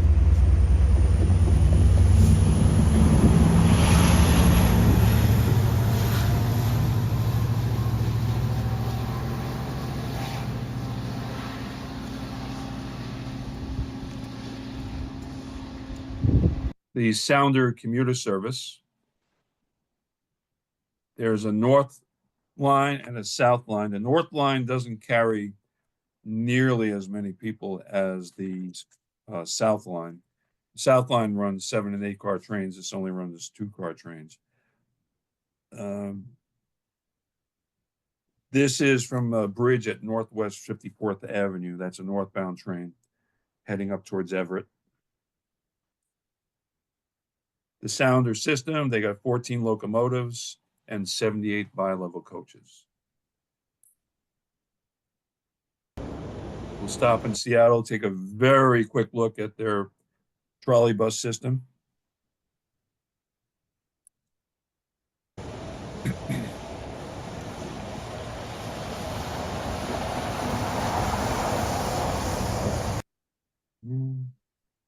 Here. Like Vancouver, they have a large number of 40-foot units and a smaller number of the 60-foot units. They have 64 of these. Of course, they're Excelsior's new flyer, and they have 110 of the 40-foot version of these. Let's move on. Take a look at the link light rail system. This is at Pioneer Square. The initial line, the business is a booming. They run 4-car trains even on the weekends. They're up to 217 cars just for this line alone.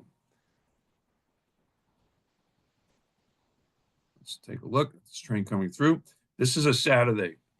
4-car trains, and it's heavily ridden.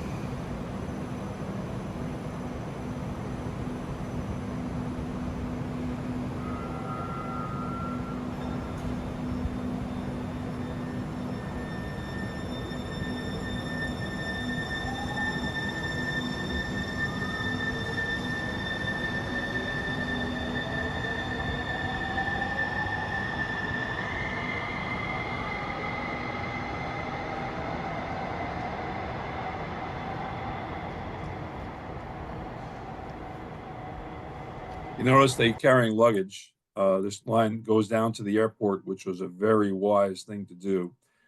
On a typical Saturday afternoon, there's standing room only on these trains. It's really amazing. These are the S700s from Siemens. They were in the midst of delivery when we were there. They're getting 152 of these, in addition to the original cars they have, which are numbered in the 100s. There's 2 lines now. Eventually, they'll be connected.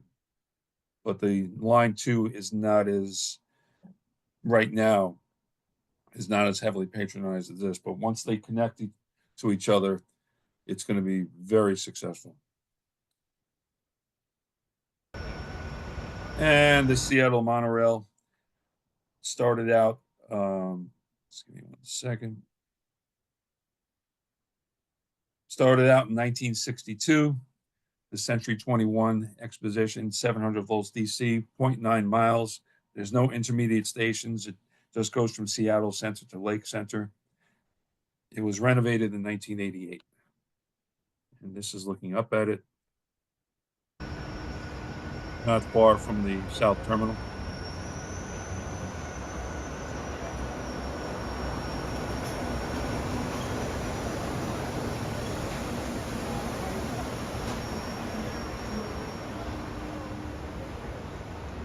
This is at McGraw Square. Also at McGraw Square, you can get one of the 2 Seattle streetcar lines. Eventually, hopefully they'll be connected. This is the Northern Seattle streetcar line. They share the fleet. They have 300 series and 400 series.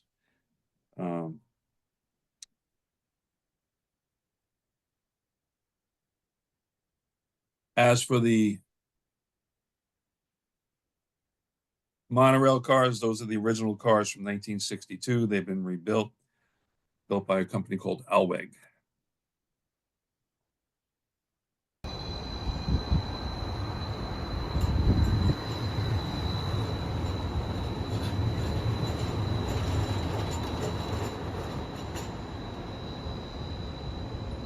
The cars, the 300 series, there's three of them, 301 to 303. They were built by Innicon.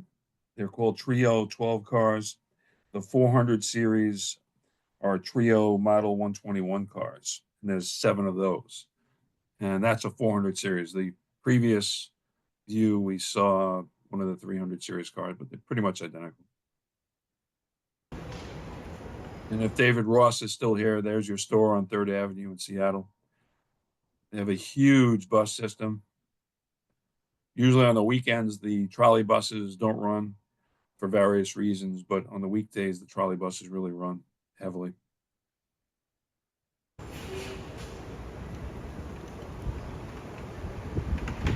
Huge fleet of Excelsiors, articulateds. 200 of these Orion 7s. Some of the last built. All right, now we'll start heading south from Seattle. Take a look at more of the Cascades. These are the Talgo 8 trains. They have 2 sets of these. All the Talgo 6s are retired. They got the Mount Bachelor and the Mount Jefferson set. This is the Mount Bachelor set. It's coming into Tukwila, September 22nd, 2024.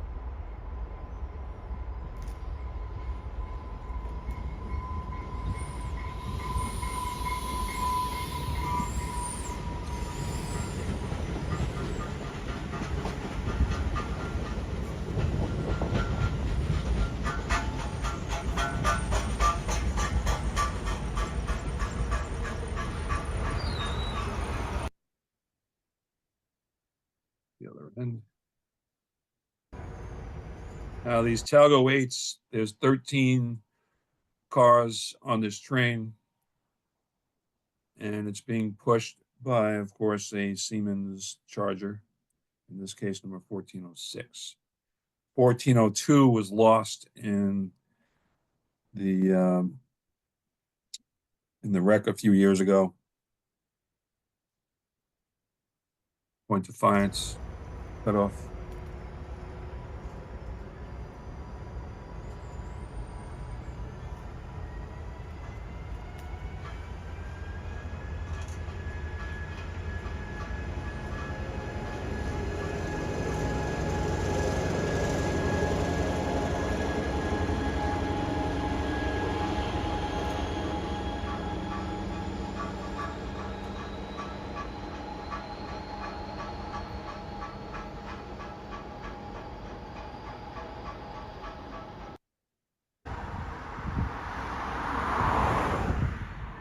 Northbound Cascades train north of Auburn, Washington. Slowing down here due to the fact that a truck was stuck on the right of way. Here comes one of the, at the other end of this is a cabbage car F40. It's a push, the HEP unit, sorry, the cab unit on the south end. Also serves as the baggage car. You can see the truck that looks like it's tilting over that was stuck on the grade crossing.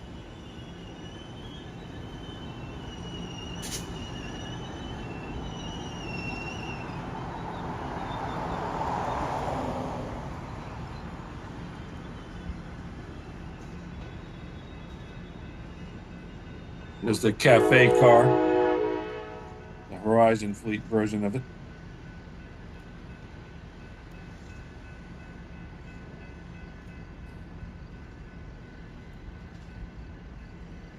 See the baggage door here, it rolls up.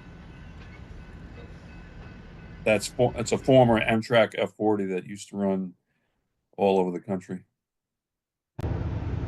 This is the southbound Coast Starlight, which runs from Seattle to Los Angeles, daily train.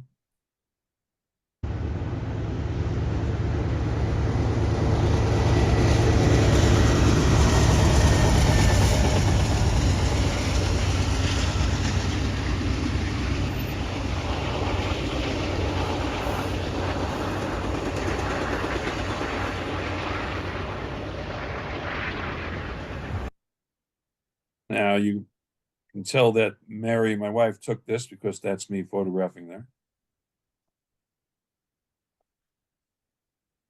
This is a Sunday, which usually means no sounder service, but for Seattle Seahawks games, they run the football specials. And as this train goes by, look how crowded this train is. People generally use public transit in the Seattle area if it's available. And when it's available, they use it. Again, this is not a regular train. This is a football special. This run for the Seahawks games.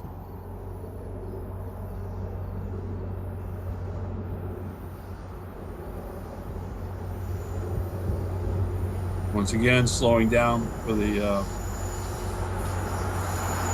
safety because of that truck that was stuck in the crossing. Take a look inside the car, see how many people are on the train.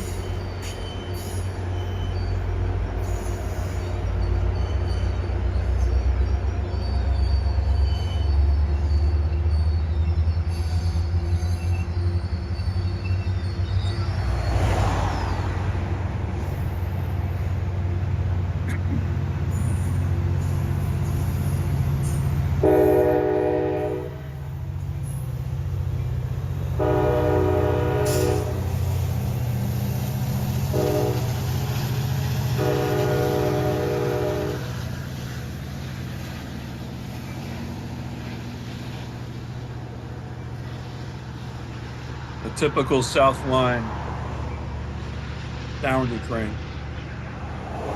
The heavy line that runs south towards Tacoma and beyond.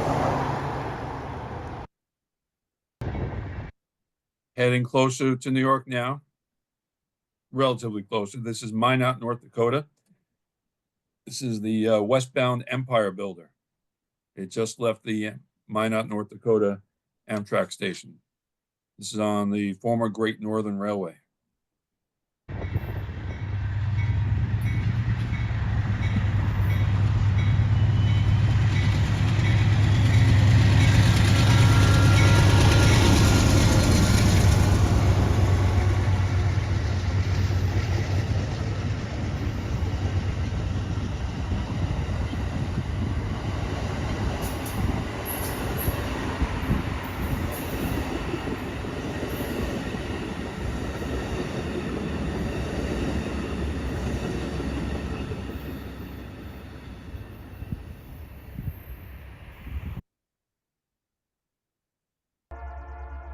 Went home via Wisconsin. There's an east-west CN local line that runs between Ladysmith and West.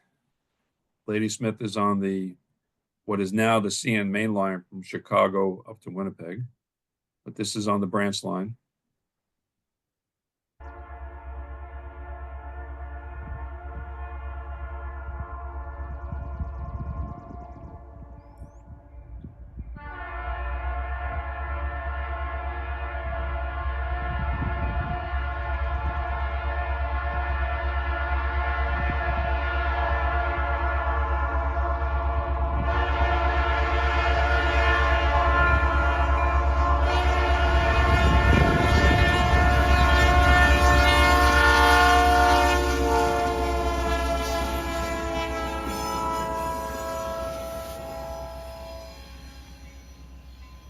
This line basically has trains on it maybe twice a day.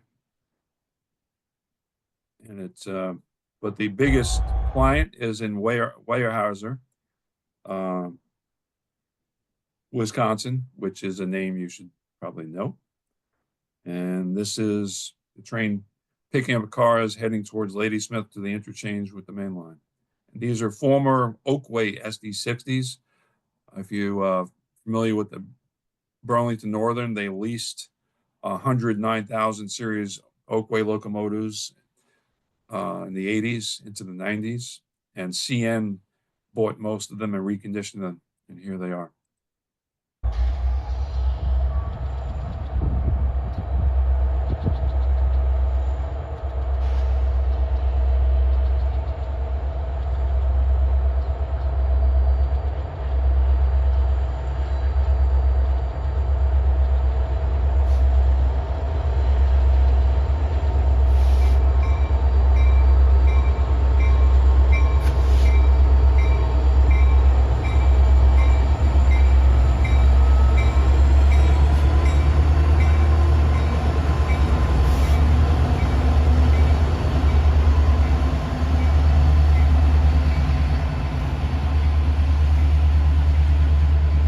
Went home via Kenosha, and Kenosha has PCCs. Here's their Toronto car 4610. These were license built by CCF in Thunder Bay in 1951. These were 815s.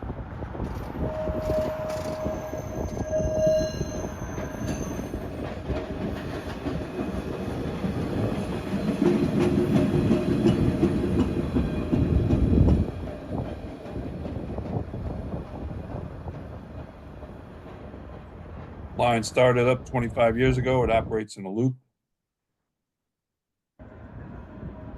During the off season, they usually just have one car going around the loop. In this case, on this day, it was the Toronto car, which was fine with me.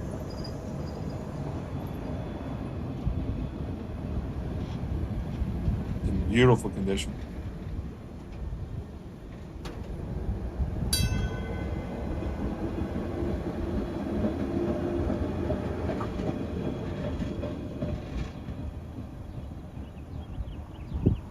And I threw the next one in for all you wheel screeching fans.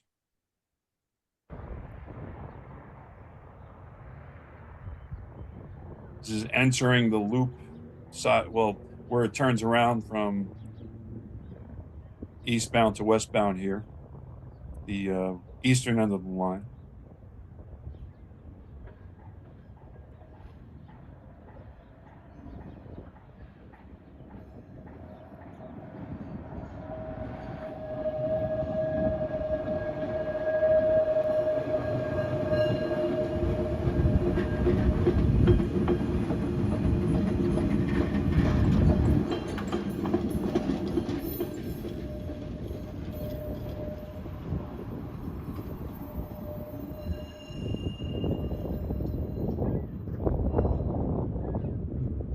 They also have other cars, which you can just look that up on the internet. It'll take too long to describe all their other cars. They have a lot to.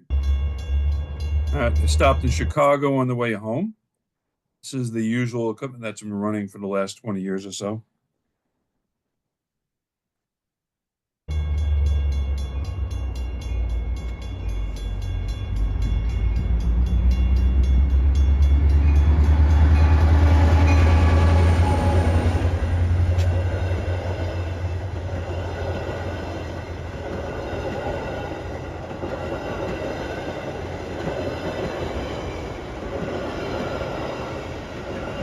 This is at CP Morgan. Ironically, Morgan Street is about 4 blocks away. I'm standing on Racine. That is an MP36PH-3C. They have 27 of these, and they've been in service since 2003. But that's not why I came here. I had plenty of these already. Came here for these. These are those rebuilt KCS locomotives. Second, these are SD70 Mac H's. Basically SD70s, freight locomotives that had HEP units built in. That's former KCS 3902. They also have these ex Amtrak Cascades units. That's 89. That's former Amtrak 466. They have a lot of these too. It's an F59 PHI. They also have an ex-Go Transit unit. They have multiple ones. This is ex-Go Transit 532. and another one of the SD70s. These are all brand new at the time, or freshly rebuilt, I should say. These are really, the program is very successful, and they're doing more of these. Some of the unrebuilt F40s are going to be scrapped due to these. 512 was XKCS 3936. 513 was XKCS 3966. Again, CP Morgan, this is at Racine. These are Milwaukee Road District trains in Chicago that go north and to the northwest.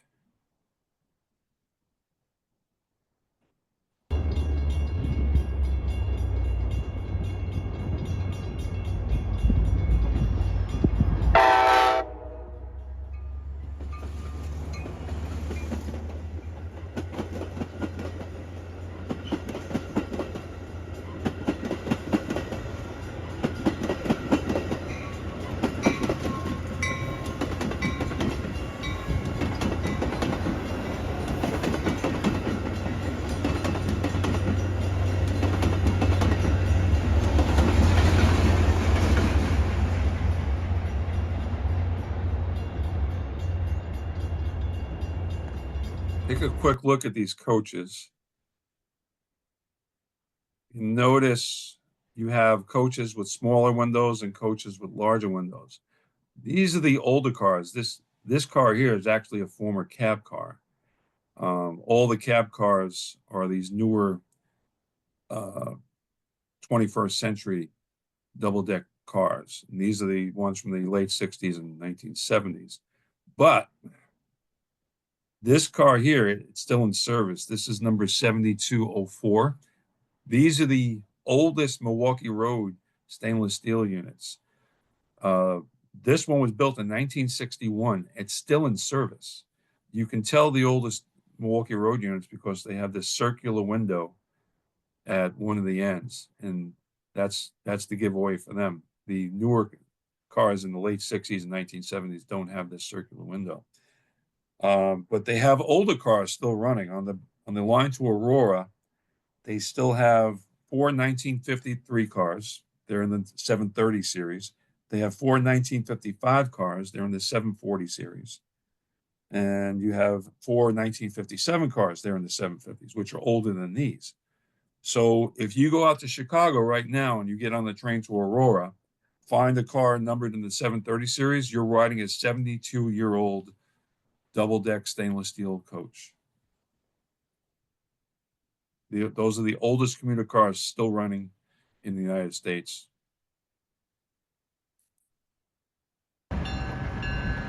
Quick look at the Indiana Harbor Belt, the unique operation. Very quick look. These are SW 1500s. This particular one was built in July of '68, rebuilt in 2004. This one was built in June of '68. CN locomotive there. This is Riverdale. This is their main yard in Riverdale, Illinois. The reason why I came here on this day was to get the next train, which had a caboose.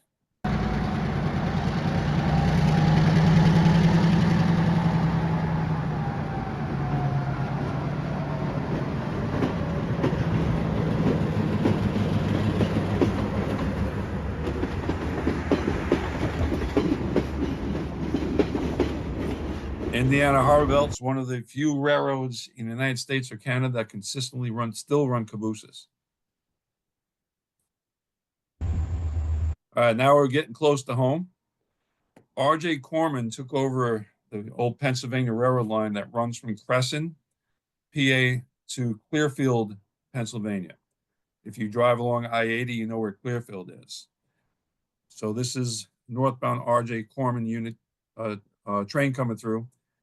Ex-Norfolk Southern unit plus some ex-Burlington Northern units. This is at a place near Lumber City, Pennsylvania. August of this year, August 26th. 25th, actually.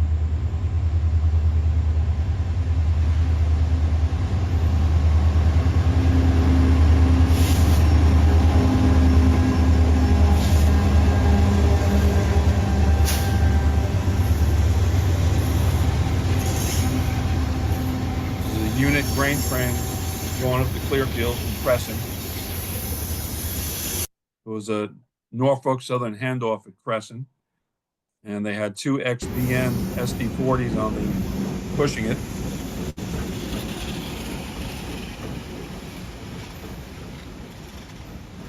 But this is not the particular reason to chase this train.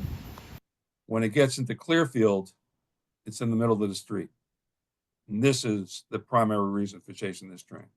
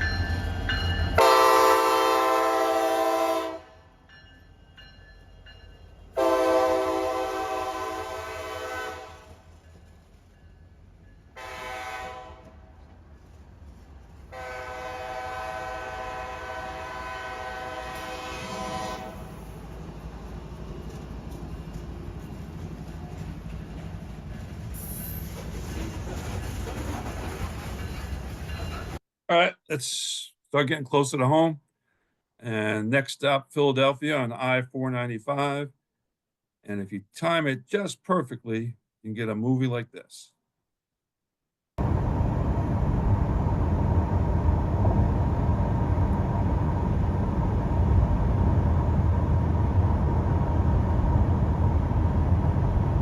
In 2 miles, take exit 5 for US 13 North, Philadelphia Pike. This is south of the Claymont station. That's a train from Wilmington. This is Darby on the Northeast Corridor, south of 30th Street Station. And here's a southbound to Acela.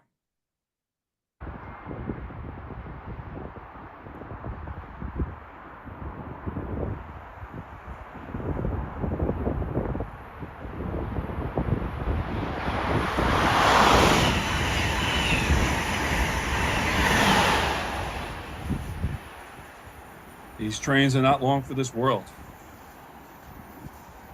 We'll get deeper into the Acela shortly.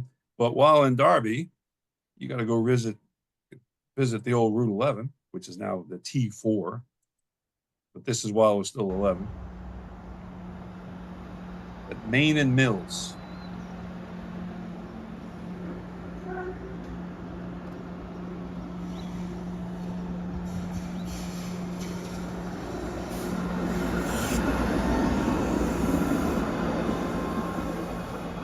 Inbound train.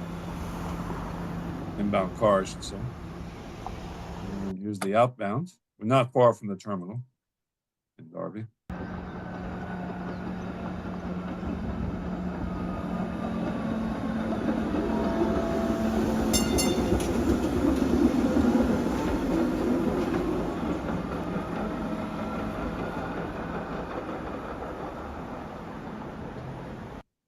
Let's head over to a place called Lansdowne.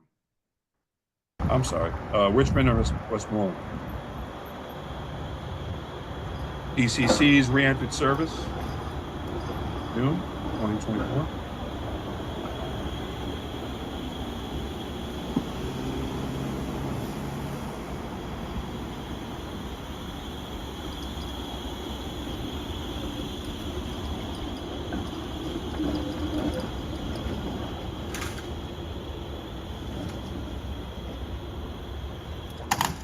And the pole came off. That's okay, it's at the terminal. Now in Lansdowne on the Sharon Hill medial lines.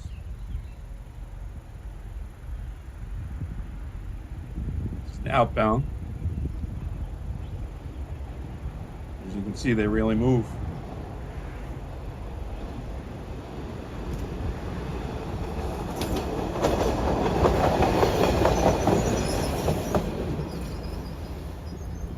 These are the double-ended versions of what you saw on the 11, built by Kawasaki, 1980, 1981. Inbound. Zoll Lansdowne.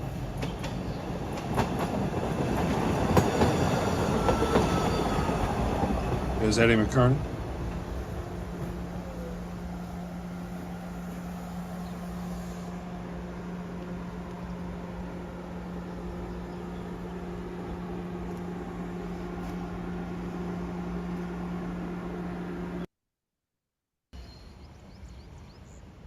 Another inbound, showing the station.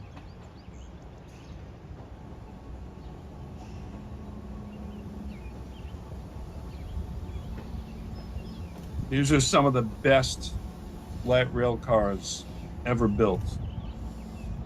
These cars are 45 years old now. 44, 45, depending on when they were delivered. And here's Eddie McKernan. He just retired as a New York City Transit System dispatcher. January 31st was his last day. And he started out as a bus driver in 1979, went to train operator, motorman back then, and then to dispatcher. He was number 2 on the seniority list when he retired. Lansdowne again.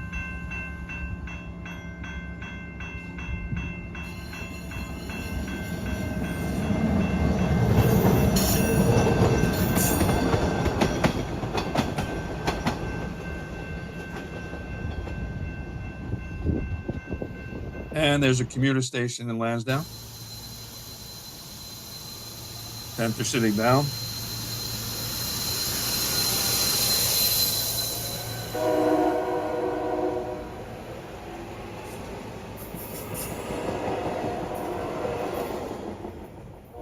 These are the Rodham cars.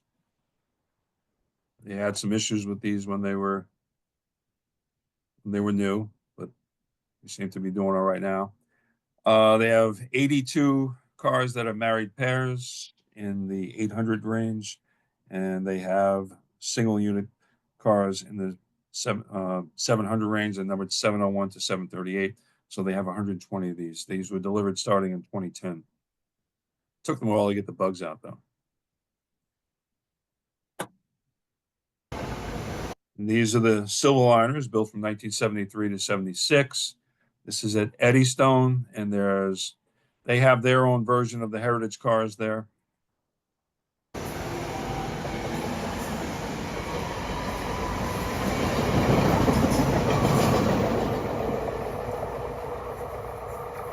It's basically cars with the red and blue scraped off or peeled off, and they put the stickers on for the predecessor railroads. It's one of the Reading Line cars. This is at Tacony. It's a southbound SEPTA commuter train bound for Center City. This line runs from Trenton to Center City, Philly, and there's an ACS 64 heading in Amtrak right at us.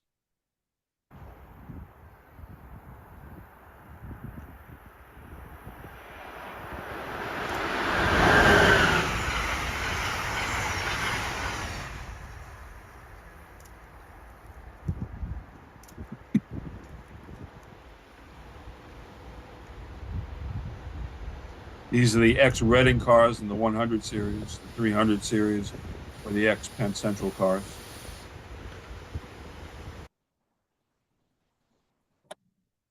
And on another train, you had the Conrail Heritage car. If you notice, the red and blue were taken off, and they put the Conrail stickers on them along with the old SEPTA sticker. Also at Tacony.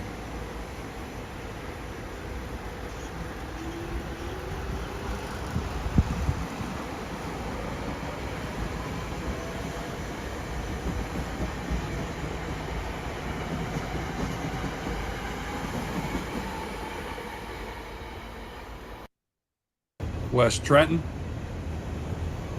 train entering service. It's a northbound CSX freight bound for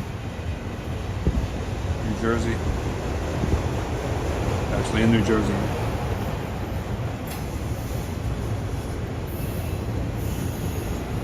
More Rodham cars.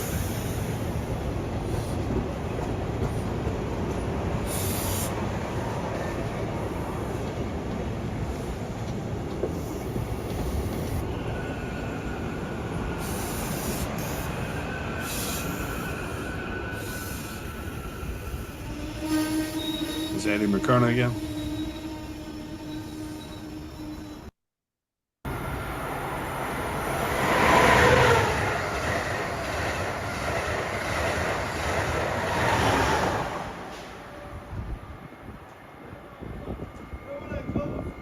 All right, this is Trenton. Let's do some explanations on the Acela trains. The power units, there's 40 of them. They're numbered 2000 to 2039. Next to one of the power units is a 3200 series first class car. The next two cars are business class cars numbered in the 3500 series. After that, you have the 3300 series cafe car. All right. Then you have another 3500 series business class car. So there's 60 of the 3500 series, 20 of the 3200 series, and then there's another series called the 3400s, which are business class cars that are always connected to the power unit. So the only cars that are connected to the power units are the 3400 series business class cars or the 3200 series first class cars. And believe it or not, if Amtrak gets all the equipment they're looking for, these may start to be retired as early as 2032. They were just put in service from 2012 to 2016. Out of the 70, 67 are remaining. They're numbered 600 to 670. They originally had 70 of these. There was no numbered 666 for obvious reasons, just like the Santa Fe did. But this is leaving northbound out of Trenton.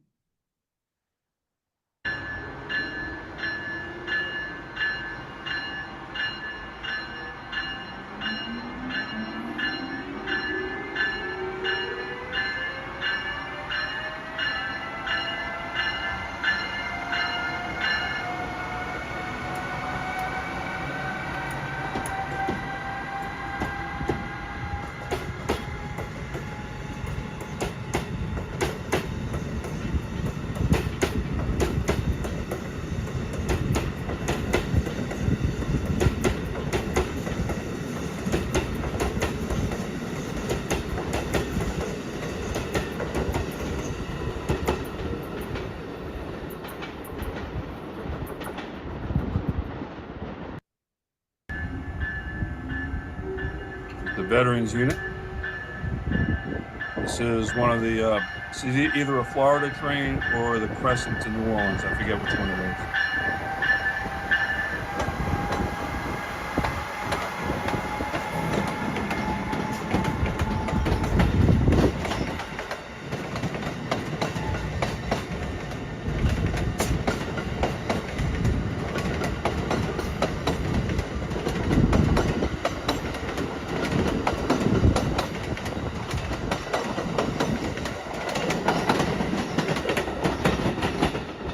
Southbound at Trenton.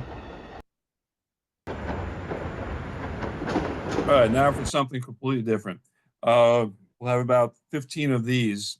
My wife went to a city in Poland. It's spelled W-R-O-C-L-A-W, but it's pronounced Wrocław. Wrocław, depending on who you talk to. But these are the oldest. She took some videos and she texted them to me. These were built in 1977. These are Constable cars. They were originally 105 NWRs. I'm sorry, originally 105 NAs. Now they're 105 NWRs. They were rebuilt. See a couple of these.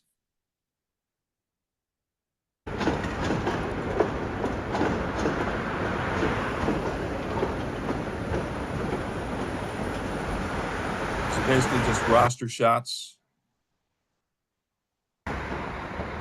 More of the former 105 NAs that were rebuilt.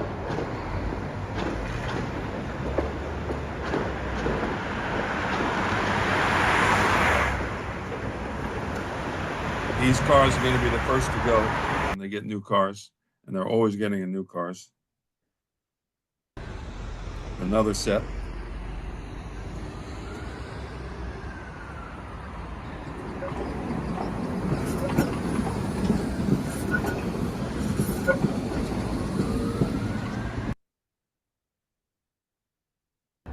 These are the 1983 versions of the rebuilt console cars.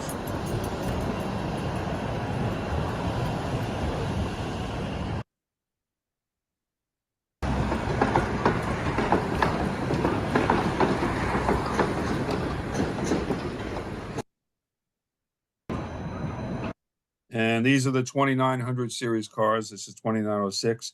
These are Motor Trans Motorists Beta MF 24 AC cars built in 2018.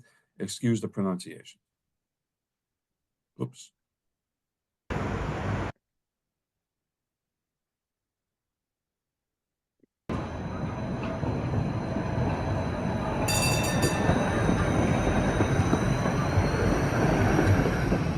Two more 2900s to go through.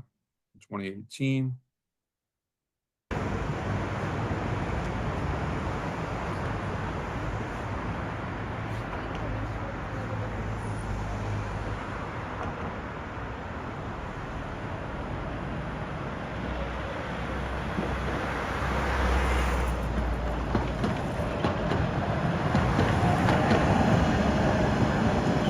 Basically 3 depots there.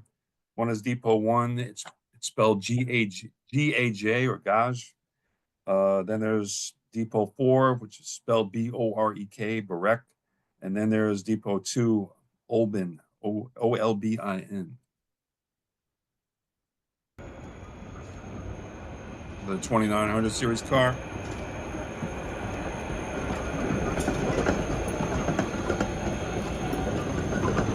And now we have a Skoda. This is a Skoda 16T Electra. These came in 2007. This one's number 3008. Oops, sorry, did it again.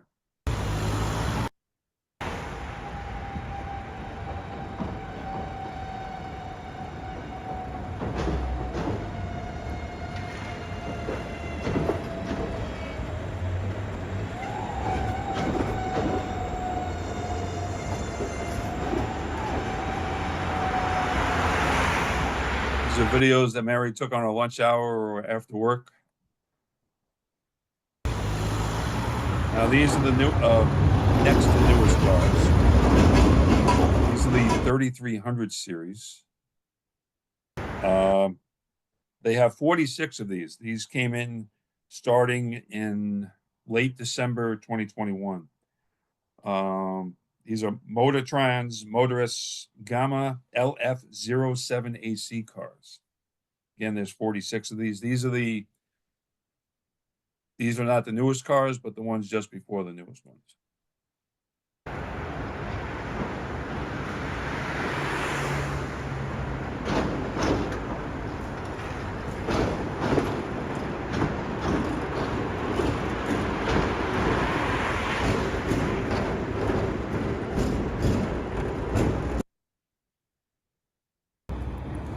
So all 3300s.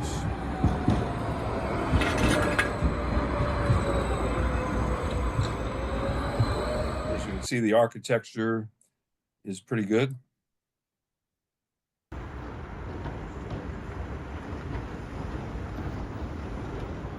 Very clean city.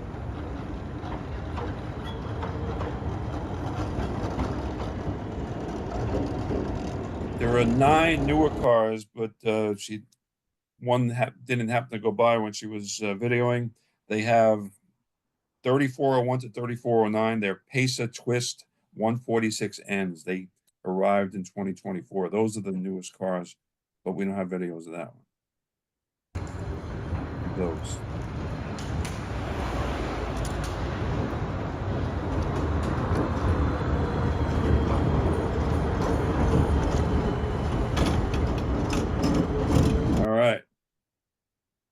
Here we go. Bob, how many people we got? Hold on, I have to look. I want to I'm trying to maximize my screen here. We were at a high of 105. We're at 84 right now. Okay, we're still good. All right. We're good. Yep. All right. This was a shot I took back in 1984. This is at South Ferry. This is the old entrance to the Bowling Green shuttle that ran from South Ferry. This is at South Ferry. This is the entrance to the inner platform. This closed on February 13th, 77. I used to work with a conductor when I was a train operator. He used to work this line. He told me the stories about this line. He was the #1 conductor on the system. He's retired now. 225th Street. This is March 29th, 1986, when the R62As were still relatively new. 1773 no longer runs on the headouts. It's a middle car now, but that's an R29 over there, 8643 laid up at 225th Street. This is a night shot I took on January 4th, 86, South Bend at Dyckman Street. That's an R21 7234. The R21s were numbered 7050 to 7299.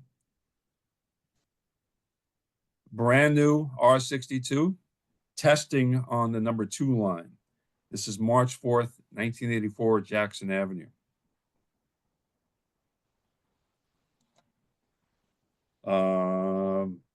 January 11th, 1986, that's an R21.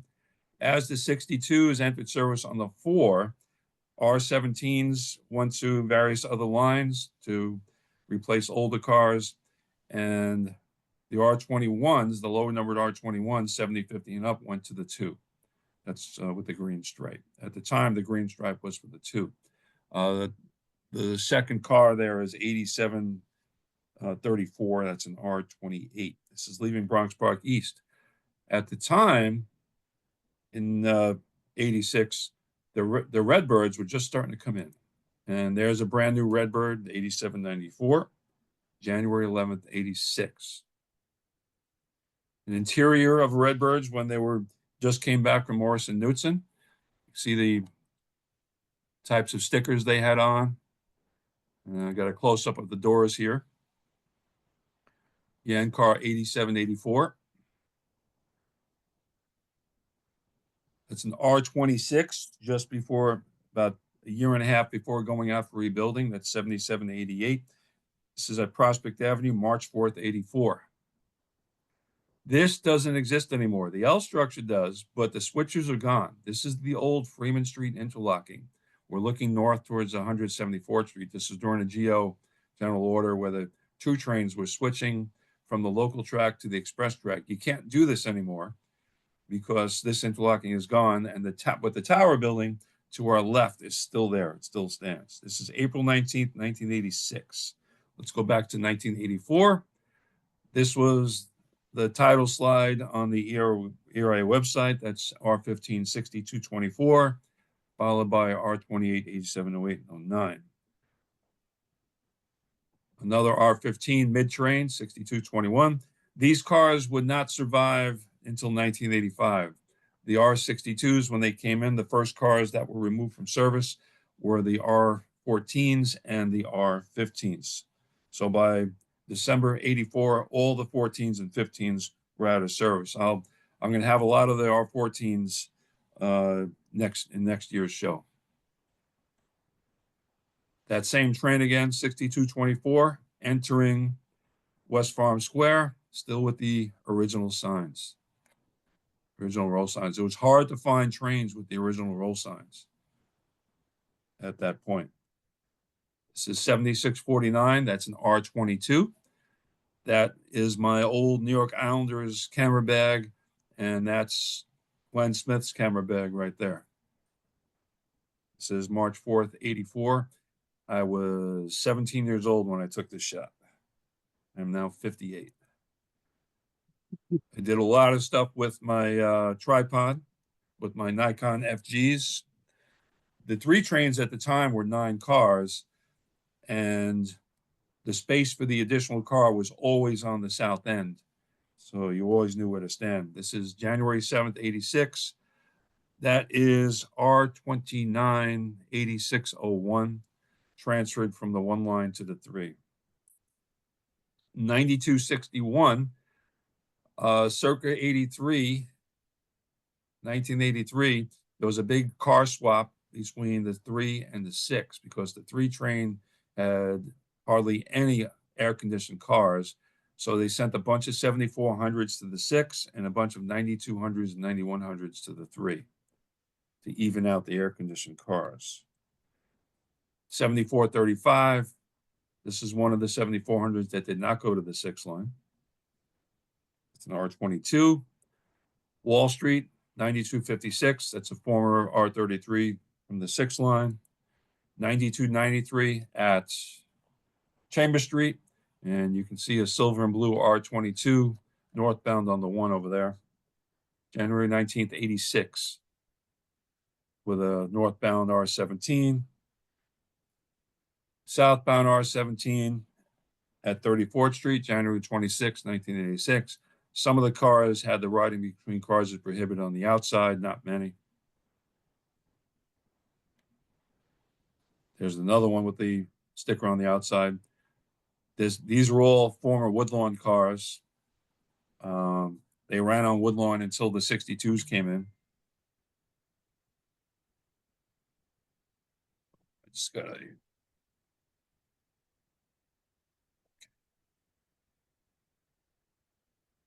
Now, this is when the R62s were still new. This is before they were converted to 5-car units. 1625 today is now connected to 1624. 1532 is with 1531 to 1535. These were when they were still single cars, and they weren't full with cabs. You can still look out the front window. Then in the 90s, they started in late 1990, they started unitizing these cars. This is actually in 2000, sorry. This is 2003, April 19th, 03. This is after they were unitized, and these were some of the last R62s on the 4 as the 142s and the 142As were coming in. March 4th, 84, Kingsbridge Road. They were doing some track testing here. There was actually a single unit R62 that they were hooked up to. Typical 4 train in 1984 before the 62s. Original roll signs. Before these cars were transferred to other lines and eventually scrapped. As you can see, this is actually bare rust.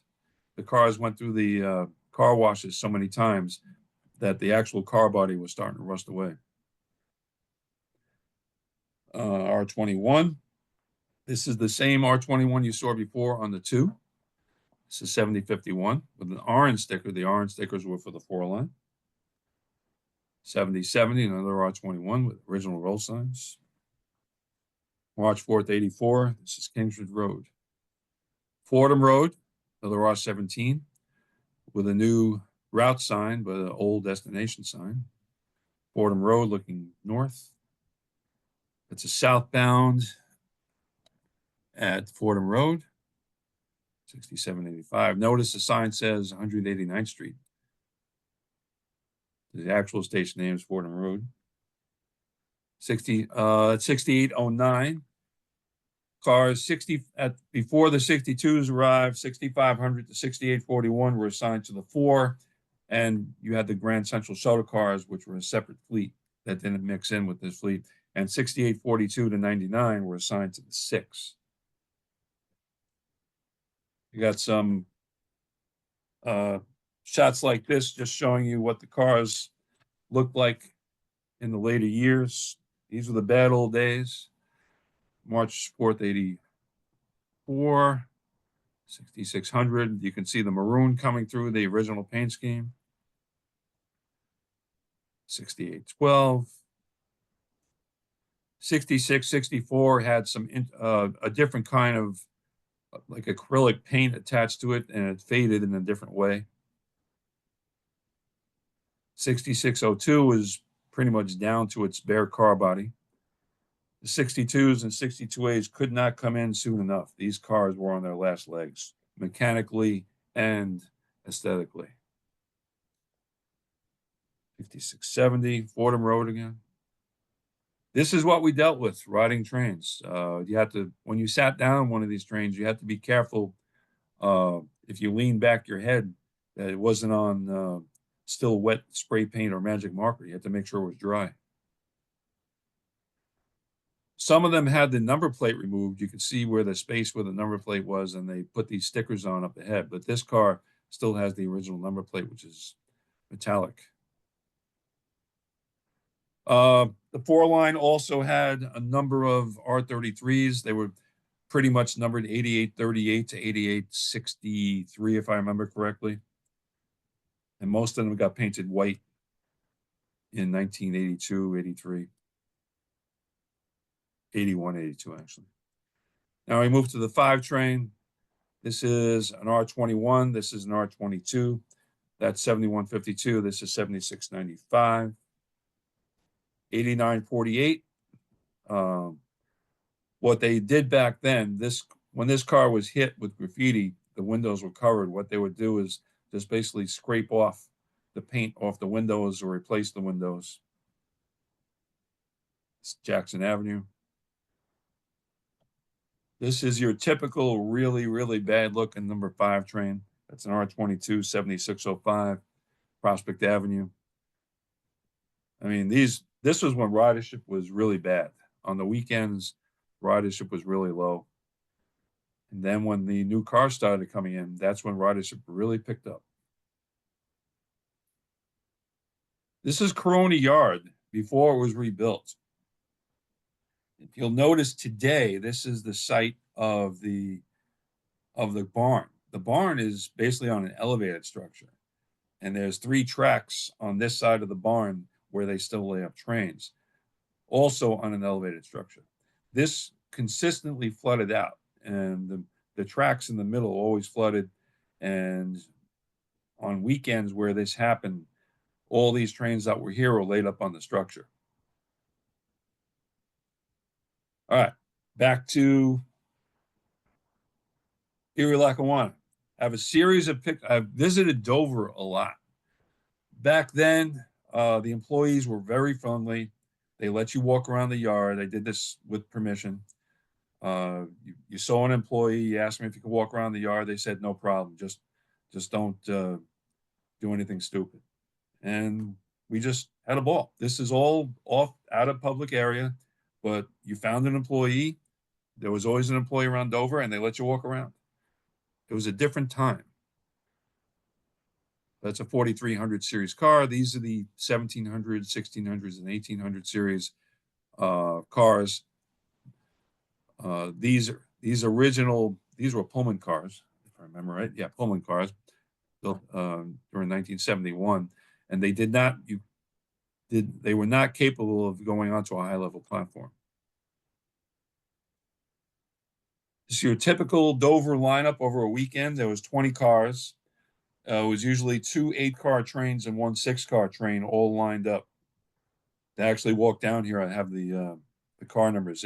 If the screen wasn't maximized, you would actually see the car numbers in the name of the image.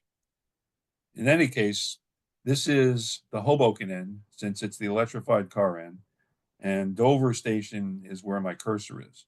Remember, the motor cars were always facing Hoboken. The trailer cars were always facing Dover. And this is a 4300 series car because it has a high roof.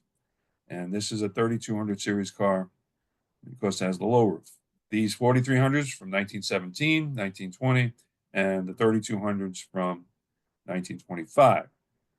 The motor cars were delivered in 1930 and hooked up to make a semi-permanent set. But they can be interchanged. There's one of your motor cars. It's 3503. And here's a 4300 series car.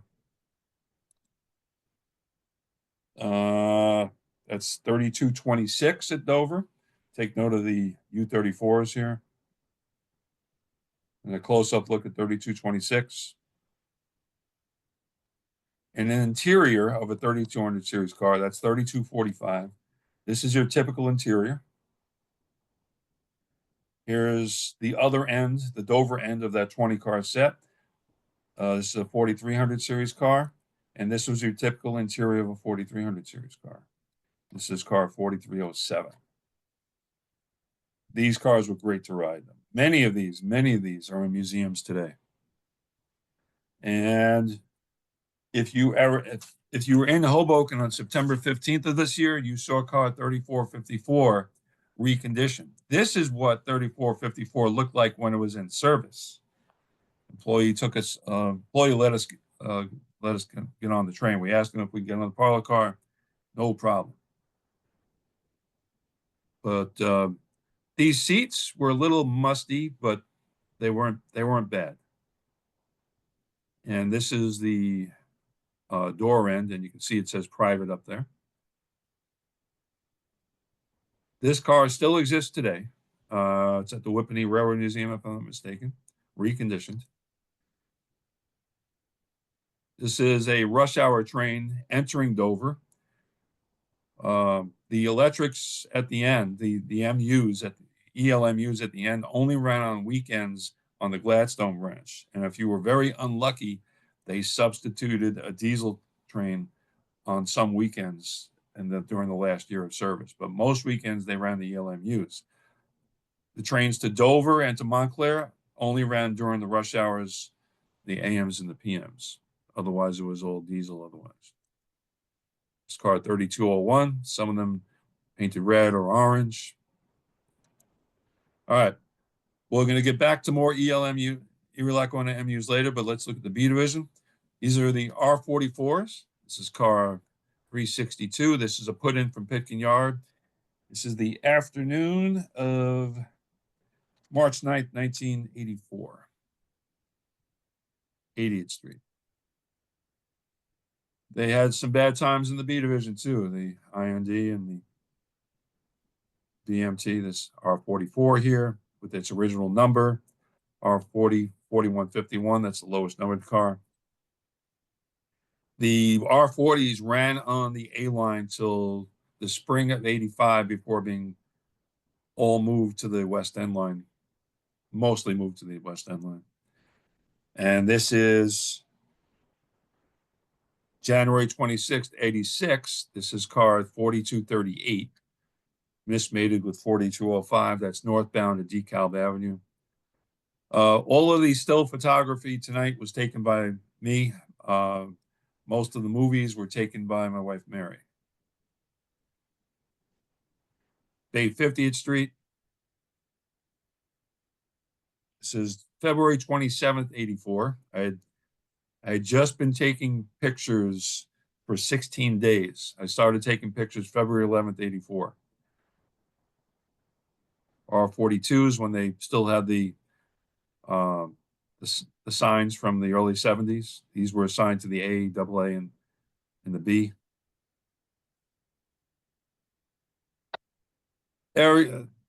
On some of the 42s, they repainted the front, but they didn't clean up the sides. It was a little bizarre looking, but it made for different pictures. If you took pictures in the 80s, you never knew what you were going to see. Every train was different. So you can go on the West End line, photograph all the trains on one Saturday, and the next week, all the trains would look different. And it was the same way on every subway line in New York City. Once the 62s and the Redbirds started coming in, everything was standardized pretty much. This is Concourse Yard. Series of pictures on March 1st and March 2nd, 84. Now, these R10s over here were awaiting service on the CC line. Now, if you see they have a darker shade of steel dust and whatnot, these cars over here, they don't have that much steel dust. These cars here were basically laid up from 1976 until they were scrapped. These are the cars that were hauled to Linden Yard in mid 1984 to be scrapped. This is an R77 when it was very new. These came in 83. This is a year later. And there's diesel number 60. And these are CC trains. The R42s and R40 mods are D trains. The R38 here is for the C line. These R36s were here for wheel truing. And you got R15s over here, which are just waiting to be scrapped. These cars here, these 4 cars here, basically didn't turn a wheel since the service cuts of 1976, August of 76. And they were stored, cars like this were stored all over the system. Of course, yard again, another view. All right, back on the D line, this Ocean Parkway, there were always trains laid up. Stillwell Yard was not really expanded yet. And so until 80, all through the early 80s, trains were laid up on the structures. And it was that way from the 60s on. For a long time, even before the 60s, they were laid up on the structures. This is R32, 38, 35.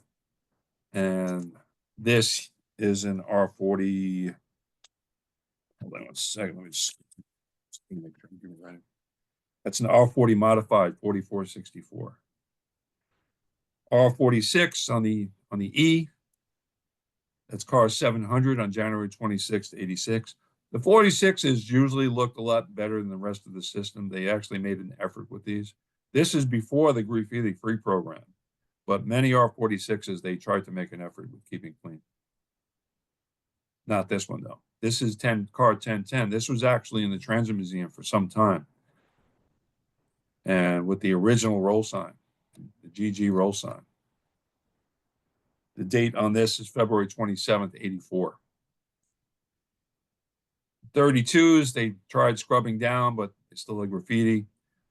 This is when the G still went to Continental. It ran between Smith 9th and Continental. This is at Queens Plaza, January 26th, 86.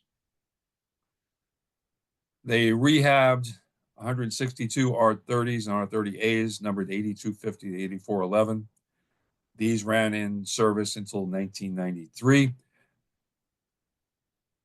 Back then in the early 80s to mid 80s, weekend ridership was very low, so you can get away with running 4 cars on the J. If you ran 4 cars on the J today, the train would be packed to the gills. You can't do it. They run 8-car trains 24/7 on the J today, and the L for that reason, other lines.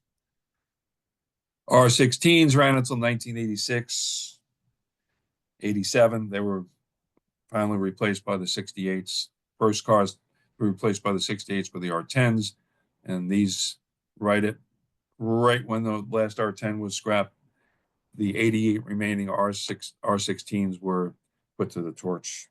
It said Essex Street. It's car 6364. It's car 6352. All the 6400s were gone by 84. For those that know what you're looking at, this is Livonia Avenue before the connection to Linden Yard was completed.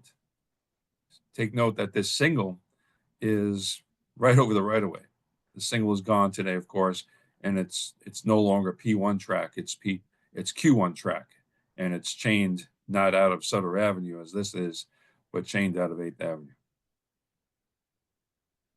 M-Train, Essex Street, 8465. This is December 26th, 85. Typical looking R2730 of the time before they were rebuilt. Another typical, but this one with the original signs. This is during a general order, 8162, going north out of Kings Highway. The first bridge on the Sea Beach line that was replaced actually, was the one at Fort Hampton Parkway. This is the Fort Hampton Parkway station. This is on the east west side of front of the parkway. You can see the BMT division sign is still there. And this was a big deal here because this was unheard of, construction like this on a subway line. But all the bridges were replaced over about 20 years. But Fort Hampton Parkway was the first one. And this is looking towards 60th Street. United Skates was on 60th Street from Fort Hampton Parkway. This is 60th Street here. And the R46s with their original roll signs. It's car 563 and 1037, and their original numbers and number plates. This is long before rebuilding. And the Coney Island bound train of 32s. This is February the 14th, 84. These are some of my first pictures. I numbered my slides from the very beginning. Slide number 1 was taken on February 11th, 84. Earlier this week, I wrote up slide 261,988. Still taking slides. Astoria on the double R. That is car 8251. This is March 3rd, 84. Not the best shot of a 42, but the original roll signs. DeKalb Avenue, it's a northbound D with the proper lights, green, marker lights. 3813, this is January 26, 1986. JFK Expresses, this is October 1st, 88. Shortly before the R44s replaced them. This is when the 46s were still there. That's car 1212. You still see they had the special stickers on them with the little airplanes on them. Car 1228, same thing. Eventually, the R44s would replace these, and these would go to the E and the F, pretty much. All right, back to the Erie Lackawanna MUs. Now we're going to take a look at the Gladstone branch. This is March 11th, 84. Nickname is Happy Rock. It's car 3524. You can walk around Gladstone too. Nobody said anything. Nobody cared. 4602 from the side. Don't ask. This is from the roof, showing the various equipment on top. Go for a ride. This is at the rear of a Gladstone branch train. And let's go to PPAC. I didn't put a ELMU shot of in PPAC, but the cars that are running there today are going to be replaced very soon anyway. They're, 1977 to, they're going to be 50 years old if they keep running to 2027. But here they are, the arrows.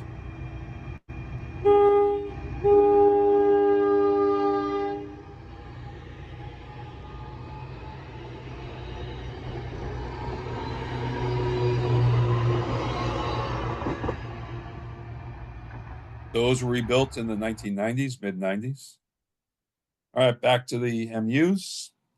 This is westbound leaving Bernardsville. It's car 4324. If you see a train that's more than 4 cars, which this is, that means it's during the rush hour.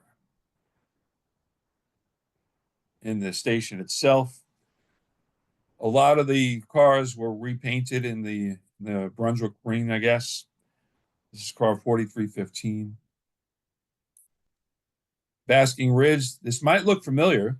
Steve Zabel has the exact same shot, and he has the exact same shot because I'm standing right next to him with another person.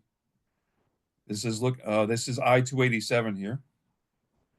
This was taken on June 27th, 84. It's Basking Ridge, that's car 4323, also June 27th, 84. Back then, you can actually walk the line along the right-of-way. Nobody said anything.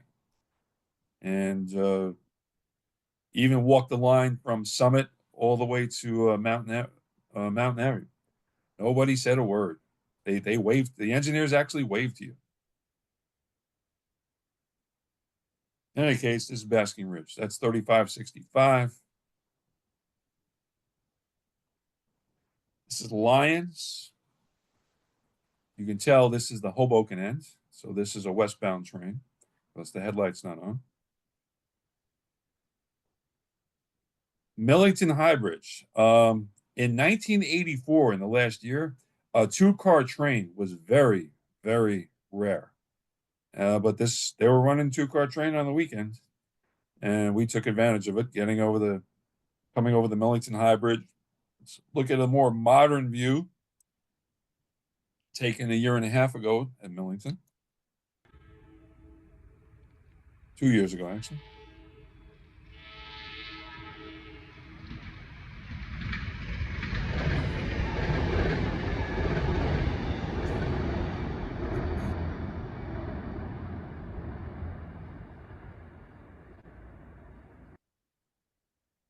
This is the Millington station. Notes. There we go. June 21st, 84, car 4323. This is westbound at Sterling in the middle of nowhere, mosquito heaven. It's car 3235. It's a westbound. Now, this is at Sterling itself. Now, the person taking this picture here is Steve Zabel.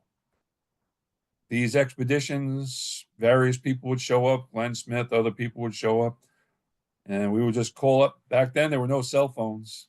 So if we can get a hold of people, we call them up, meet us at Summit, meet us at Hoboken, meet us we'll tell you where to meet us, and we're just going to go photograph the Erie Lackawanna.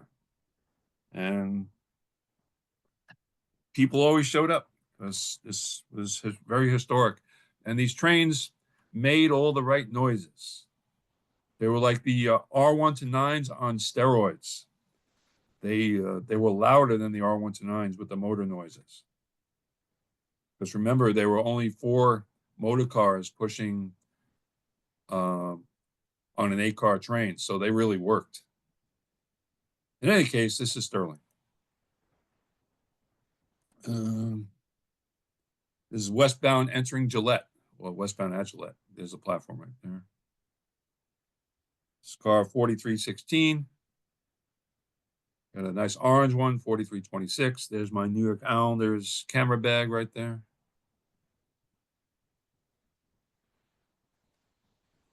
This was taken February 25th, 84. I got a phone call from Glenn Smith. He said, I'm renting a car. We're going to go out to the Erie Lackawanna. I had no idea what he was talking about. I didn't know what the Erie Lackawanna was. And when I got out there, I said, oh, Lord, I'm coming back here.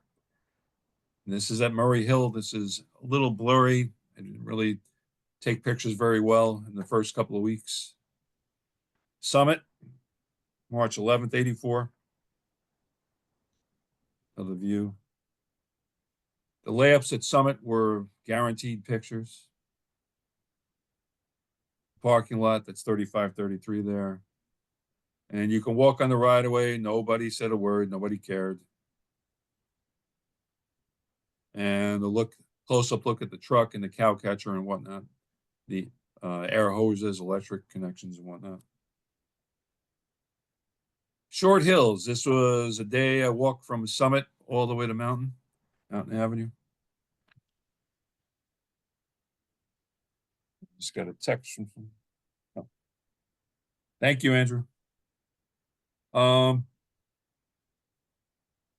So sorry for the interruption. This was June 25th, 84. I was a month away from my 18th birthday. And just took my camera, got some Kodachrome, and decided to walk the line. And nobody cared. Short Hills, it was always the classiest looking station. That's okay.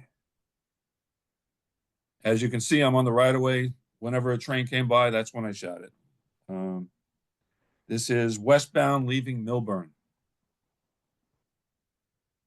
Car 3206. That's westbound entering Millburn. That's car 4362. This is June 25th, 84. That's a rear of a train at Maplewood. That's car 4355, taken June 25th, 84. This is between Maplewood and South Orange. This guy was about to wave to me. 3216. You can't do this today. What we did back then, you cannot do. You'll get arrested for doing the things we did back then. But back then, nobody cared.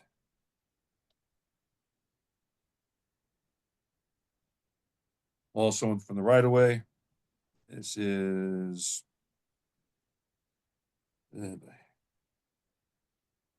it's leaving South Orange. Leaving South Orange. I'm sorry. It's car 4326. Back on the Montclair line, this is Bloomfield again. This is actually the rear. This is actually the rear of a train. They left the headline on. Either that or they did reverse run here, so it could be the operator's just out of the picture. Harrison, that station is no longer there. I got as many pictures as I could at Harrison.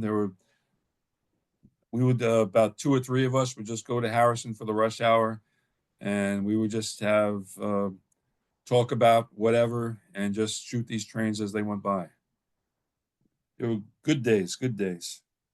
It's 3524, July 25th, 84. This was I had just turned 18 the day before. 3247, 8-car train heading out to either Morristown or Gladstone. 3247. Motor car 4630. Trailer 4313. It was hard to get a match set. Like even if they were all green, this was a repainted unit without the Erie Lackawanna on it. There was a layup. There were layup positions west of the Hoboken station, and you could just walk in and take pictures. Nobody cared. There was a NJ Transit cop back there one time, and I said, "You mind if I go in and take pictures?" He said, "I go to town." They just didn't care back then. Everything's changed. This area is fenced off like Fort Knox now. But this is where they laid up some of the trains, well west of the station. And a typical midday at Hoboken, where you had 5 trains lined up, and you had more trains over here. These were good days. These were the good old days in my existence. Not that the present days aren't great, but this was 40 years ago. Typical midday at Hoboken. You got F40s when they were relatively new. You had U-34CHs, and you had the ex-CNJ units with their original numbers.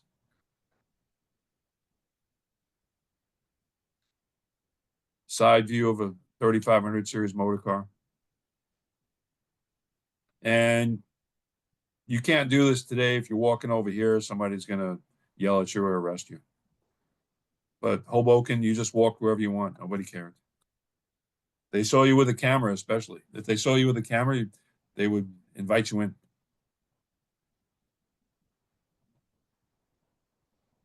There's my New York Islanders bag right there. I had that bag for about 2 or 3 years before it just completely wore out. These 4300s were my favorite cars because of the high roofs. They were just classic cars. Even though they weren't motor cars, I would ride them. And the sad day, August 24th, 1984, everybody in New York City who was a rail fan was here. Everybody. And here they are putting up the signs on the west end of the train. And this was the sign at the east end of the train. And we had a ball coming back. This train went to Dover, and all of us rode in the same diesel-hauled cars coming back to Hoboken. It was an interesting evening. Everyone was in that car. Some people that are no longer with us. All right, Boston, September 3rd, 05. Mary and I were flying up to Maine via Boston. We flew these commuter jets. You have to connect in Boston. Then we got a plane to Bangor.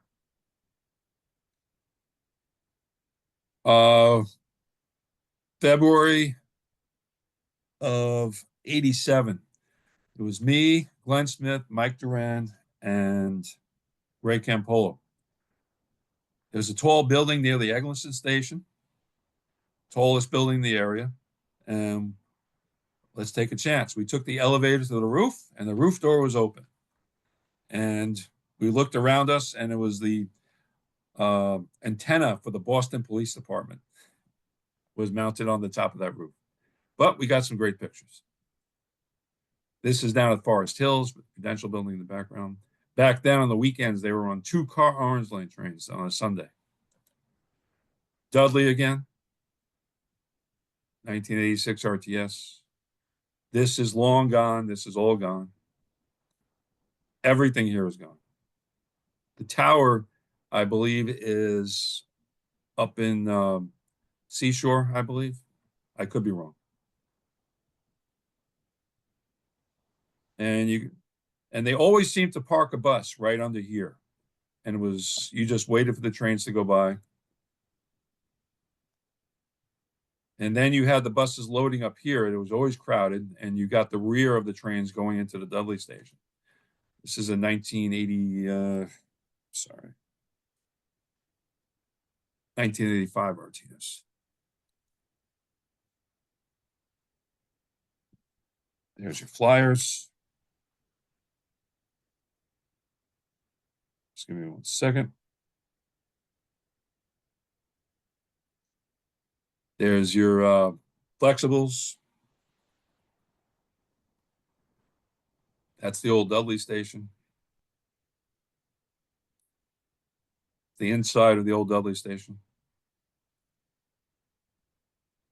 North of Dudley. It was a Sunday, and we walked into the rectory of a church. We went to the priest. Can we go to your top floor and take pictures out the window? Sure. And as we left, we gave him a $20 donation.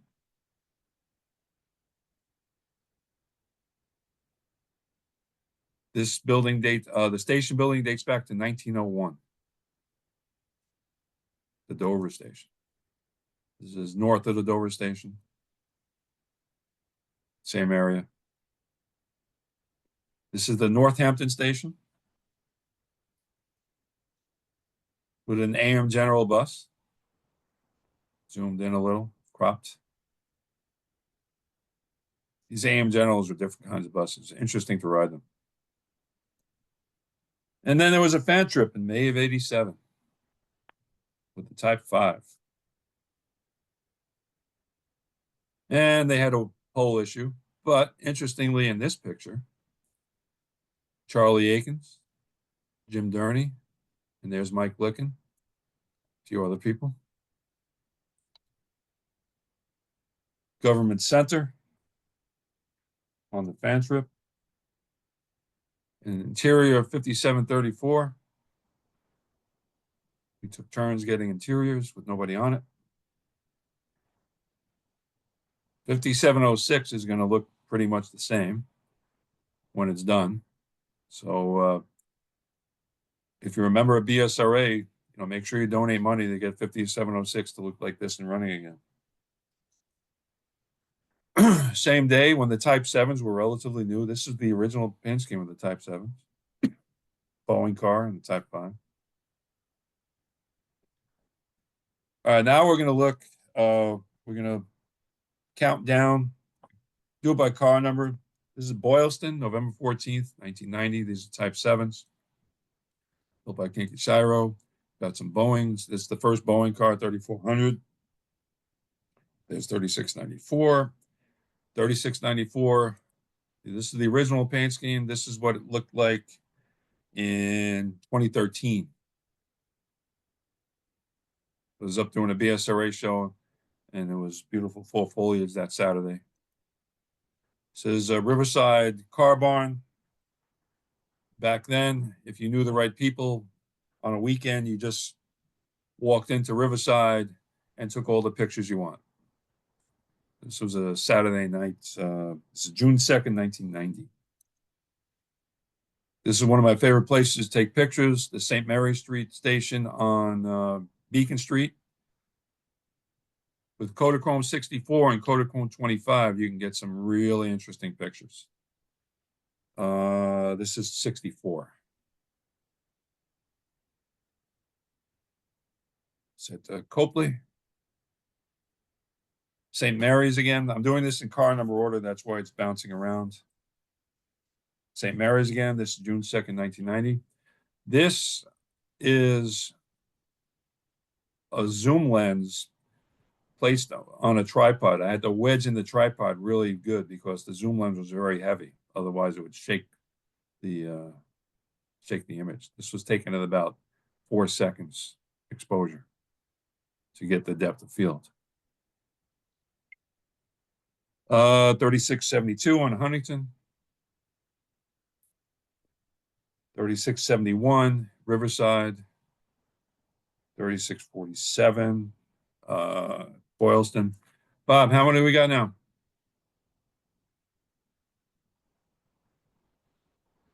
3642. 73. All right, I'll keep going. There's not much left. Okay. 3642, May 26th, 07, Beacon and Dean Road.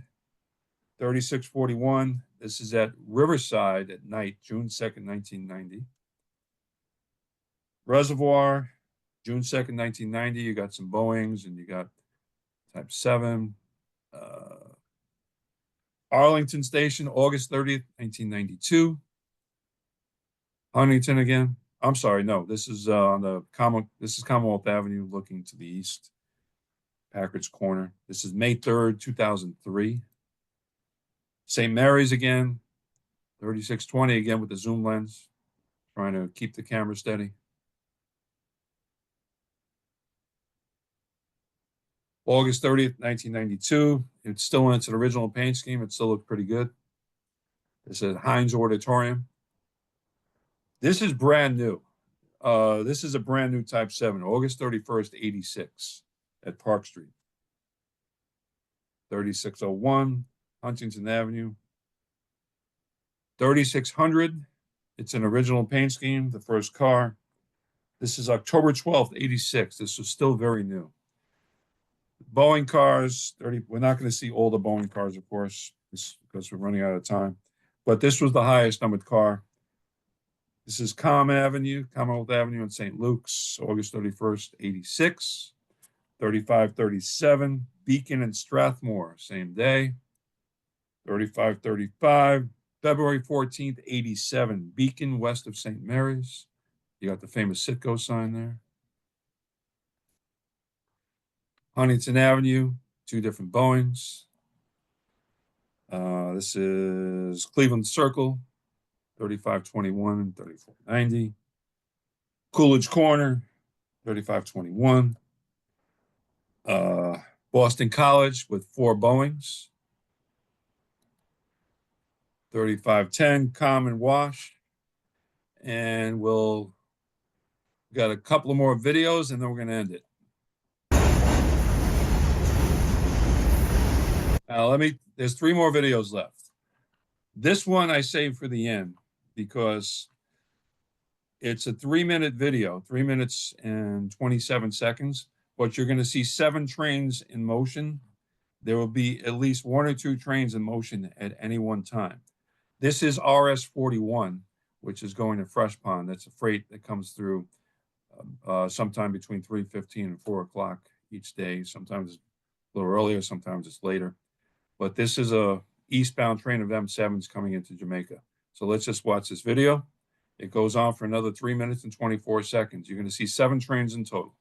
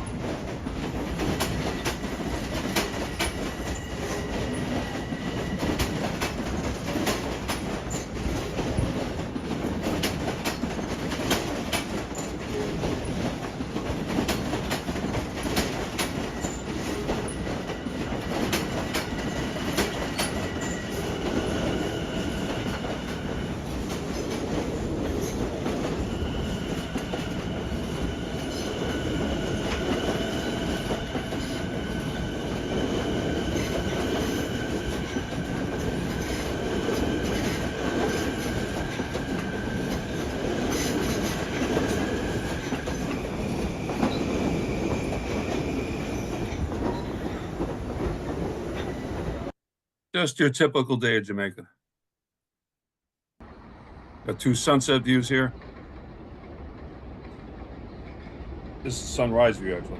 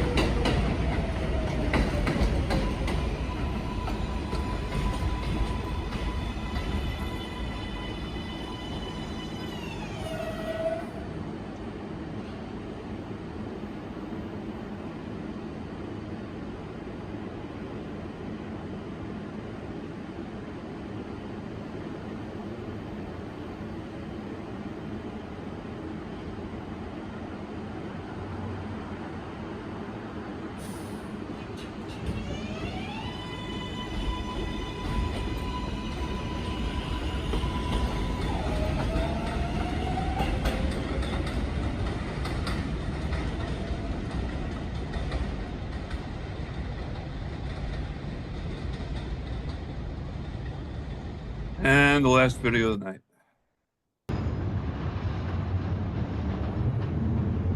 It's entering Westchester Yard. The layup. And that's it.